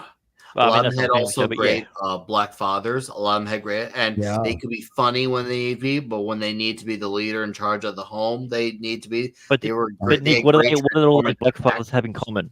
They were all hardworking, honest men. Yep. Absolutely. Yep. And you don't see that anymore in the shows. They're all deadbeat dads. That's why I think the CW acts Black Lightning quicker than they did last time. The last thing they wanted to do was they didn't want a black man being seen in a positive light who was basically the main parent of the kids in the household. They didn't like that idea. Yeah, last thing needs it actually showing off that a single dad can actually do it too. God forbid that happens. It's not like some of us did it for a fucking decade. Mm-hmm. Also, I went back and watched Family Matters recently. If you watch it with a modern sort of, it's extremely disturbing. Like, what do you mean? Yeah, what do you mean? I watched it recently, and I think I enjoy it more now. Martin, the whole part when they focus on Urkel and everything from that, it gets really, really disturbing. Like he straight up Stockholm's the daughter until she agrees to be with him. Yeah, this right here is great. Slap. Ooh. Great. Oh shit! I like it. She got both of them. Look at them boys. Look at McCoy. Look at him go. Look at that smile on his face. He was like, "Oh yeah." Okay, so maybe it was Bones that got a bone to horror. Oh, I'm sorry. Yeah, Family Matters was pretty epic. Mm-hmm. He walked out of the bedroom. He was like, In Living Color. It's dead, Jim. And a lot of those shows were shows you can enjoy as a kid just because of the sole entertainment factor. But when you watch as an adult, not only is it better, but you understand the subject matter so much more and you appreciate it that much more. So it really was one of those shows that had the best of both worlds. You can appreciate it generation to generation. Man, we were getting underloaded with those stuff. Dinosaurs haunt me. That ending. Dinosaurs. Oh, I know. So dark. I was still in the single digits. So fucking dark, dude. One of the best. One of the best just coming down. It's one of the best conclusions to a TV series because. Well, actually, I thought Alf was, but then they went and made the stupid movie afterwards. I like the fact that he was captured right at the end. Oh, that's fucked, Grant. Bernie Mac show as well, yeah. Bernie, what a talent, man! I miss Bernie. I remember when he was alive and kicking. That was glory days. We all did. I think we were all alive at that point. Blazing Saddles. The Crazy Duck Lady's spot on. Blazing freaking Saddles. Yeah. That movie. Candy Graham for Mr. Mongo. Candy Graham for Mr. Mongo. A Different World. Yeah. There's another one. It's a different world. See, look what we've just done. Look what we've just done in like the last 30 minutes. We have deconstructed every argument that those assholes have tried using for all of their bullshit to accuse us of being racist, sexist, and all this other bullshit. We just deconstructed that in like 30 minutes with a million fucking examples, and we could literally do this all damn. We could do this all day. I just remember another one. The Martin Lawrence one with his family. Yeah, somebody brought that up in the chat. Yeah, Amarada brought it. Yeah, Amarada did. Yeah, it's funny. It's funny that nobody even with all of these shows that have been spoken on. Nobody even needed to bring up the Benetton ad of TV shows for children known as Power Rangers. Nobody had to bring it up, right? Because it goes without saying. Yep. Yeah. Well, I mean, I've never seen myself. Nerd. Right. I never see myself on TV. Everybody. Like it's one of the most annoying phrases to hear come out of these actors and stuff like that during their press tours and shit like that. Oh well, growing up, I never got to see myself on TV. Shut the fuck up, man. You clearly didn't watch fucking TV. For the same guy, yeah, exactly. I never saw myself on TV. Oh, so you was a broke boy then? Okay, good to know. Hell no, but bitch, I had bunny years and I still saw all that shit. What the fuck are you talking about? You ain't gotta have cable for that shit, bro. So, bro, he don't have no friends. He ain't got no TV. So all he does is he goes outside. He just stares at a fucking tree. That's all you did growing up. That sucks. I never saw any Australians in any of these American TV shows. There's a reason for that. You fucked up. Wait, you fucked way up. What? I never felt represented. What the fuck was Crocodile Dundee? No, it's a movie. What the fuck was Steve Irwin? A real person.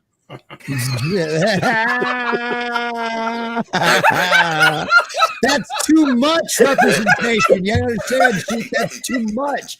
It's too accurate. It's too real. Because everybody in Australia is like, let me go stick my head in this fucking giant alligator's head. That was good. That was really good. She's a bit upset. Oh my god. Personal lives. I love it. That's fucking funny. Well, I do have the kids. That was the other one. I was trying to think of what it was. The Wayne ones. Yeah. Well, hey, yeah, guys, which one do you relate to more? The guy, the kid who went to high school in Queens, New York, who happened to like a certain girl, even though he's an outcast, or you relate to a king from a foreign country who has unlimited resources? The king, what the fuck? I mean, the king, obviously. What the fuck's wrong with you? Come on, man. What the fuck? Man? Have you not seen the expansion of a garage that I'm currently sweating my ass off in while reporting all of this stuff to you? Yeah. You know why I relate to the king? Because he as well has a penis. That's why. There you go. I also do feel like I'm chosen by God. The royal penis is clean, sir. That's a good movie. Coming to America. Coming to America. Oh, fuck. Coming to America. God, that was so good. God, that was such a good... New York! Fuck you! Fuck And then I just put a few more years in, and I'm gonna make deadbeat dad. Yeah, that's why we don't watch the second one. Yeah. But then, like, he's like, I'm gonna make it. He's like, then I'm gonna make assistant manager, and I'm really gonna be rolling in the big bucks. Fucking Louis Anderson, I love. I love Louis, dude. The Louis show, that cartoon, God, that show is hilarious. That fucking fish, Louis, I'm hungry. I'm all out of donuts. That show was fucking wild, is what it was. Dude, that show was great. That show was so great. Oh god. You trying to say something? Yeah, well, we're gonna start winding down, but I did want to make an important announcement for everyone, and but so after much consideration and back and forth in my own mind and head, and just thinking on a lot of things, we're officially bringing this show to a close next week. So the 31st, next Wednesday, will be the final episode. Next Wednesday's the 24th. Yeah, we got 2 more weeks. We got two more episodes. How did Damn, he tried to cut us off early. Okay, no, that's good. So we have 2 weeks. Right. It's a 1 week straight show. We're going to be streaming for 24 hours, 7 days a week for our final show. I wish. Not my first rodeo. Let's do this. Wow, I can't believe I got that. I mean, that's good that I got that wrong. So yes, we have the 31st. This is even better anyway, because it gives us a little time to talk to others. But the very final episode of this show is going to be on the 31st of July. So in 2 weeks, 2 weeks from today, and it's going to be just kind of a culmination of everything. We'll open it up to those who have joined us in the past. We'll go as long as we possibly can, and let me show you. Even No Green Rock said he was going to take the day off from work the next day, so he could be here and be a part of it all. It's like I said, it was not an easy thing to do. We're at 112 episodes. By the time we get to the end, it'll be 114. That's insane for any amount or for any show. But it's never goodbye. It's just everyone's going to be doing their thing. We're still going to have times where we hang out on a Wednesday night.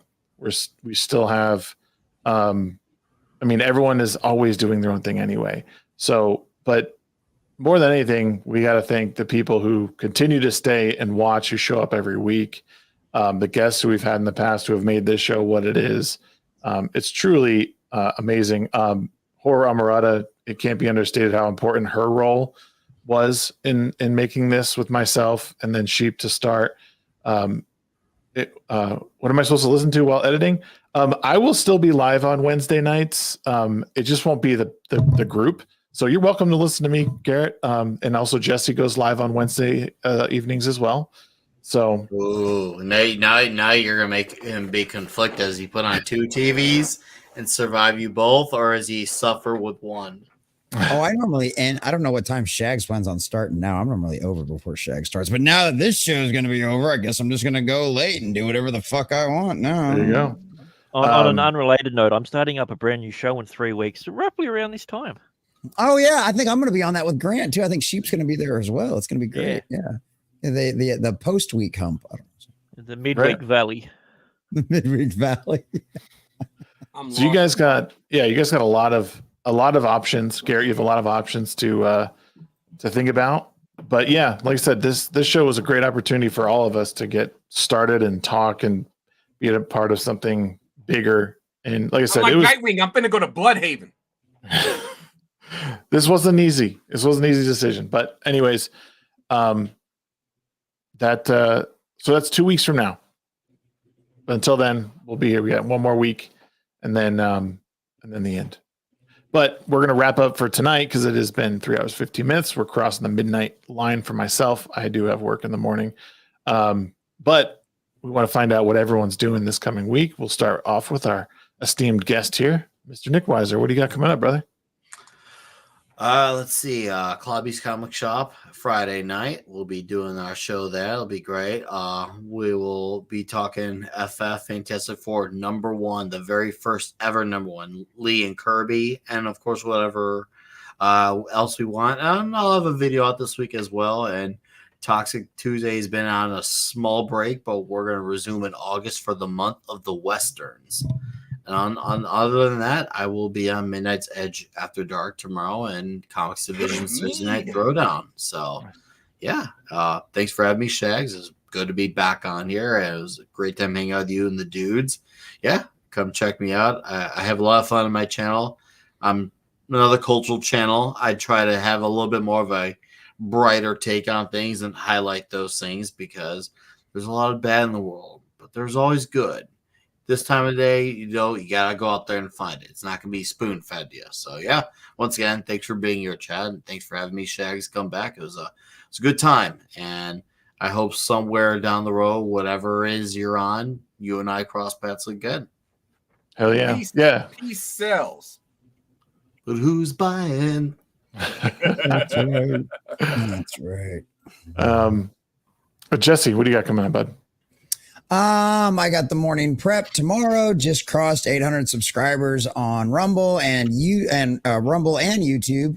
Both. So if you haven't already, definitely come check me out there. Cruising our way right towards 900. I put out 3 to 4 videos a day, Monday through Friday. Tomorrow morning, Monday through Friday, I have the 11 a.m. I've got the morning prep.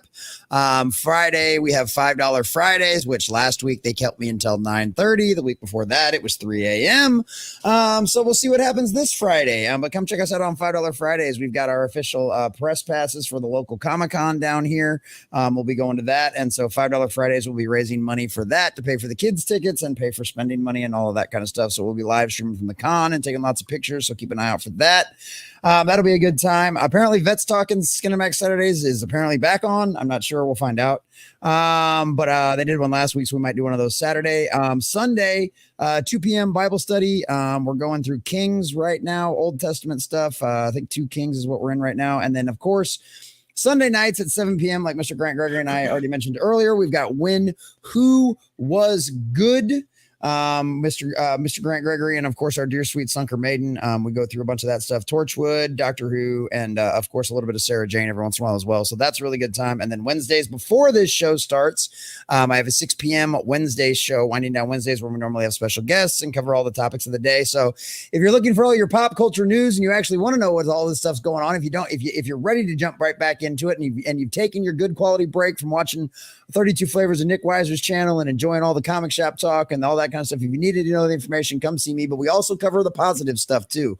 I don't just rant and rave and scream and holler about all of the bad stuff, which, trust me, some of people actually love my epic rants. Yeah. But I also try to highlight some of the good stuff. I just did a video over the Twisters guy saying flat out, hey, guess what? There's no climate change in my movie. Because why? I don't think movies should push an agenda. And that's positive. That's a good thing. That's a highlight. And that should be highlighted. It doesn't do well in the algorithm, but I fucking do them anyway, because that stuff needs to be highlighted. So come check me out. Come check all that stuff. And of course, all of you beautiful folks out there in the chat, I love you guys. You guys are the grease between our gears, keeping these machines running. And we couldn't do this without every single one of you. So I love you guys. And Nick, always good to see you, brother. I promise they will not keep me in the chair forever. I will eventually be back on Clubby's Comic Shop. So I definitely got to make it come back when you're ready. Well, it's not that. It's just that they keep my ass in this fucking chair until 3 o'clock in the morning. Oh no, I have loyal paying customers. Oh, I know. It's the worst. They do it because they like torturing me. They love the pain. How dare your subscribers like you? What the They fuck? pay for you to drink, they pay for you to get high, they pay for you to stay awake. How do you survive? I have the worst life imaginable. You guys just have no idea. It's so tragic. It's so horrible. I love my guys. I have the best like chat in the fellowship. Like, they kept my little ass with my little bitty channel and everything else. They kept this as my full-time job, even through all the bullshit. And it's like, that's an absolute fucking miracle. That's an absolute miracle of God. And that's a shout out to all of them. Those guys are the fucking great. Speaking of Nightwing, right there he is. What's up, Nightwing? All right, I'm done. Move on to somebody else. Shit, I already tried that once. Come on. Bro, it's talking for like 8 minutes. 8 minutes straight. I was trying. I got a lot going on. I do this full time. I work 65 hours a week. Holy God. And that's true. I was trying to match your intro. That's true. Okay. Sheep, what do you got coming up? I'm still drawing a manga. Go to fandomonium.locals.com. You can read the prologue. I'm adding, for those that don't know, I'm adding a few extra pages to bolster the first chapter. So it's going to take a little bit longer to get it done, but it is being worked on. Aside from that, go to ripverse.com. Go buy those books. Them books are banging. They're slamming. They're good stories and whatnot. Gooding, the polymath, is currently about 2 weeks away from fulfillment. Excuse me. So go ahead and get your orders in and expect to be wowed by what Mike Barron and Will Conrad bring to the table. Aside from that, apparently with the show coming to its conclusion soon, I will be starting up a stream at some point in the week. Follow me on YouTube now, I guess. God damn it. Follow me on YouTube, and then I'll hit live at some point. Probably play some video games. That Gundam kit right here. I'm building that as well. For those that want to hang around and see me put together a model kit, probably break a piece. That'd be pretty cool. That'll make him angry. And also, it'll piss me off. I mean, but I'll work with it. I got a couple broken ones over here. But aside from that, I'm also on Horror Amarada's channel every Saturday. We're usually playing like Neverwinter Nights. We're looking into another game since that game we're almost finished playing through that game. So we're looking at something else. And every now and then, like I guess I think it's like 2 Sundays from now, we also play Dungeons and Dragons. We play 3.5, where everybody in the crew is a human, or is not human, except for me. So that's fun. It's great. Aside from that, yeah, that's about it. Go follow Normal World. Go watch their stuff. They're pretty good people. Good blokes, those guys. Oh yeah. Also, go follow Hypnotic on his channel. Go follow his manga channel and bully him into putting out more manga videos. He's only got 3. He needs more. Bullying works. Bullying absolutely works. Throw money at him as well. That might work better. But that's it. That's all I got for today. Go away now. Grant, what do you got? So I'll be starting up a stream every week called AI and You, where I go through the latest in AI and show people how to do the things that I can do. Because what's the point of having a talent if you can't share it? So I'll be showing people how to do a face swap and voice change in, let's just say, a 5-minute sort of span, and going into the details of why you need to spend a little bit of extra time to make it way more authentic. So AI and You. So just to confuse people. I like it. AI and You. I like it. Oh yeah, and subscribe to my OnlyFans. That's what is it? OnlyFans.com/Amber Rose. Yep. I'm the football player that she attempts to yeah, never mind.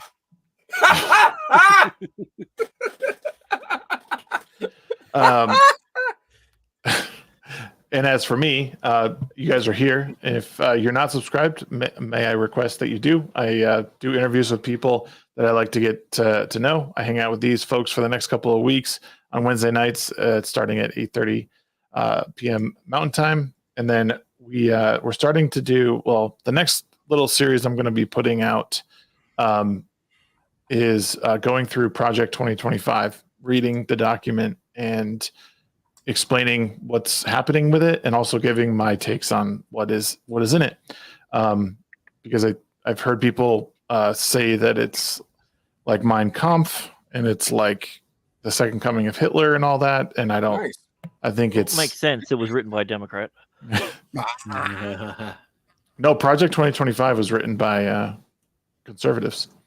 So, well, I don't know. It was people from Trump's old cabinet. So we'll take a look at it. I'll see what's what in there. But anytime someone says something, or someone looks like Hitler, or feel like that they are Hitler, or something is Mein Kampf, I have to be suspicious of what they're saying. So I'm gonna take a look and see what it's all about. That nigga dead. What's to be suspicious about? They're just wrong. They need a phantom. I don't know if you realize the history of that guy, but I feel like it's probably important just to make sure he is dead, just to double check. You're talking about Is there something you're worried about, Grant? Is there a particular reason you want to double check he's dead? Yeah, he's a huge fan of David Hasselhoff's music, and I can't handle that. I don't blame you for that. I think that's I think that's totally okay for a capital punishment. I think that's okay. By the way, Shags, you were doing an outro. Yeah, I forget. I'm gonna be doing a lot of stuff, playing games, going over Project 2025, and then I have a couple of video essays that I'm in the middle of writing that are coming out that'll kind of give my broader takes on things that have happened over the past couple months or so. And I look forward to putting those out because they're a lot of fun and they're good thought pieces. I do have one that's really in the works right now. It's kind of going over my debates I've had on TikTok and continue to do. I do think it's important for us as creators to also be a part of TikTok as much as people don't like that platform. If you want to get your message out to people who are younger than you and try and influence them, it's a great platform to do that on because that's where all of them are. They're not all on YouTube. So no, I do think I'm retarded. Right. I mean, yeah, don't follow him. But it's one of those things. Yeah, I don't want to get into the minutia of who's conservative, Rhino, Heritage Foundation, whatever. Thank you guys, though. I will definitely look at those, look at it. But all I know is that document was highly contested by Democrats. So that's what I'm trying to go over. But thank you guys for watching tonight. It was a lot of fun meeting Anti-Prophet. Awesome hanging out with Nickweiser again. We have one more week, and then we have 2 more weeks left in the show. I hope you guys will join us both weeks. It's been a lot of fun. Thank you, Camelot, for the raid. Thank you for everyone who hung out in chat and who lurked for the remainder of the evening. It was awesome. Make sure you hit the like button on the way out. I am going to go to bed because I'm fucking tired from the gym. Oh, real quick before we go, we had a couple of memes real quick. There's a couple of funny little memes that came through. Good job, Grant. Good job reminding him. Somebody's got to do it. Oh, I didn't even see someone remind me. I don't even know. I don't know what was trying to be happening here, but it's me when I got there. Why show a legitimate photo with Shags? I've seen him without the hat in Vegas, so yeah. Is that Shags Dorsey? Yeah. The beard's not long enough. Wake up. Oh. Yeah. Sheep with his broken cup. Rip to my mug. Yep. Rip to the mug. It's dead as hell. I Icolite. At first I thought this was Dermy, but then I realized, it's Grant. It's the AI Icolite. There we go. Yeah, the AI Icolite. That makes more sense. Oh, hell yeah. I'd watch the fuck out of that. Yeah. Are you playing? If I got AI to write the script, it would have been 100 times better. Even if I said make it as dumb as possible, it still wouldn't have produced what came out. Mm-hmm. It wouldn't have had that many plot holes. Oh, that's female. Wow. Wow. Nick, first off, look good. No, get the that fuck away. knows. That knows. I don't know about that. I didn't realize sheep's so passable. I didn't even realize. Get the fuck away from me, fucking freaks. First off, that's one of the things that Amarada and I have actually discussed. You transitioning? No, my nose is like it's relatively aquiline in comparison to like a lot of other black people noses. Like it's kind of sharp at the end. But yeah, that's kind of wild. Huh? That white man knows. Yep. I keep telling people I'm not completely black. Nobody's completely anything. That's some bullshit. I'm pretty sure you find there's somebody out there that is like a bunch of African, but there's no like European or Asian or anything like that in their bloodline. There's somebody out there. Conan O'Brien is 100% Irish. Yeah, I'm sure there's no English or Scottish or anything like that in there. Yeah. Well, that just means that his family's inbred along the lines. That's what that means. So you're gonna say the same thing about the Africans? Is that what you're gonna say about them too?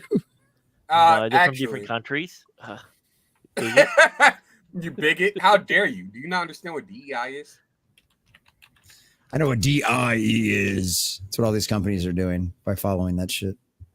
Shags, I thought we were wrapping up the show. Right, yeah, we are. You guys are still talking. We're heading out, guys. He's got to go to bed. He's got to sleep, and he's got to cry because Einhorn is Finkel. Dude, before we go, all right, everyone's top 13 favorite albums of all time. Go. Good night, everybody. Top 13. Good night. All right, so my first we one. love you. Bye. Actually, I still haven't. Oh.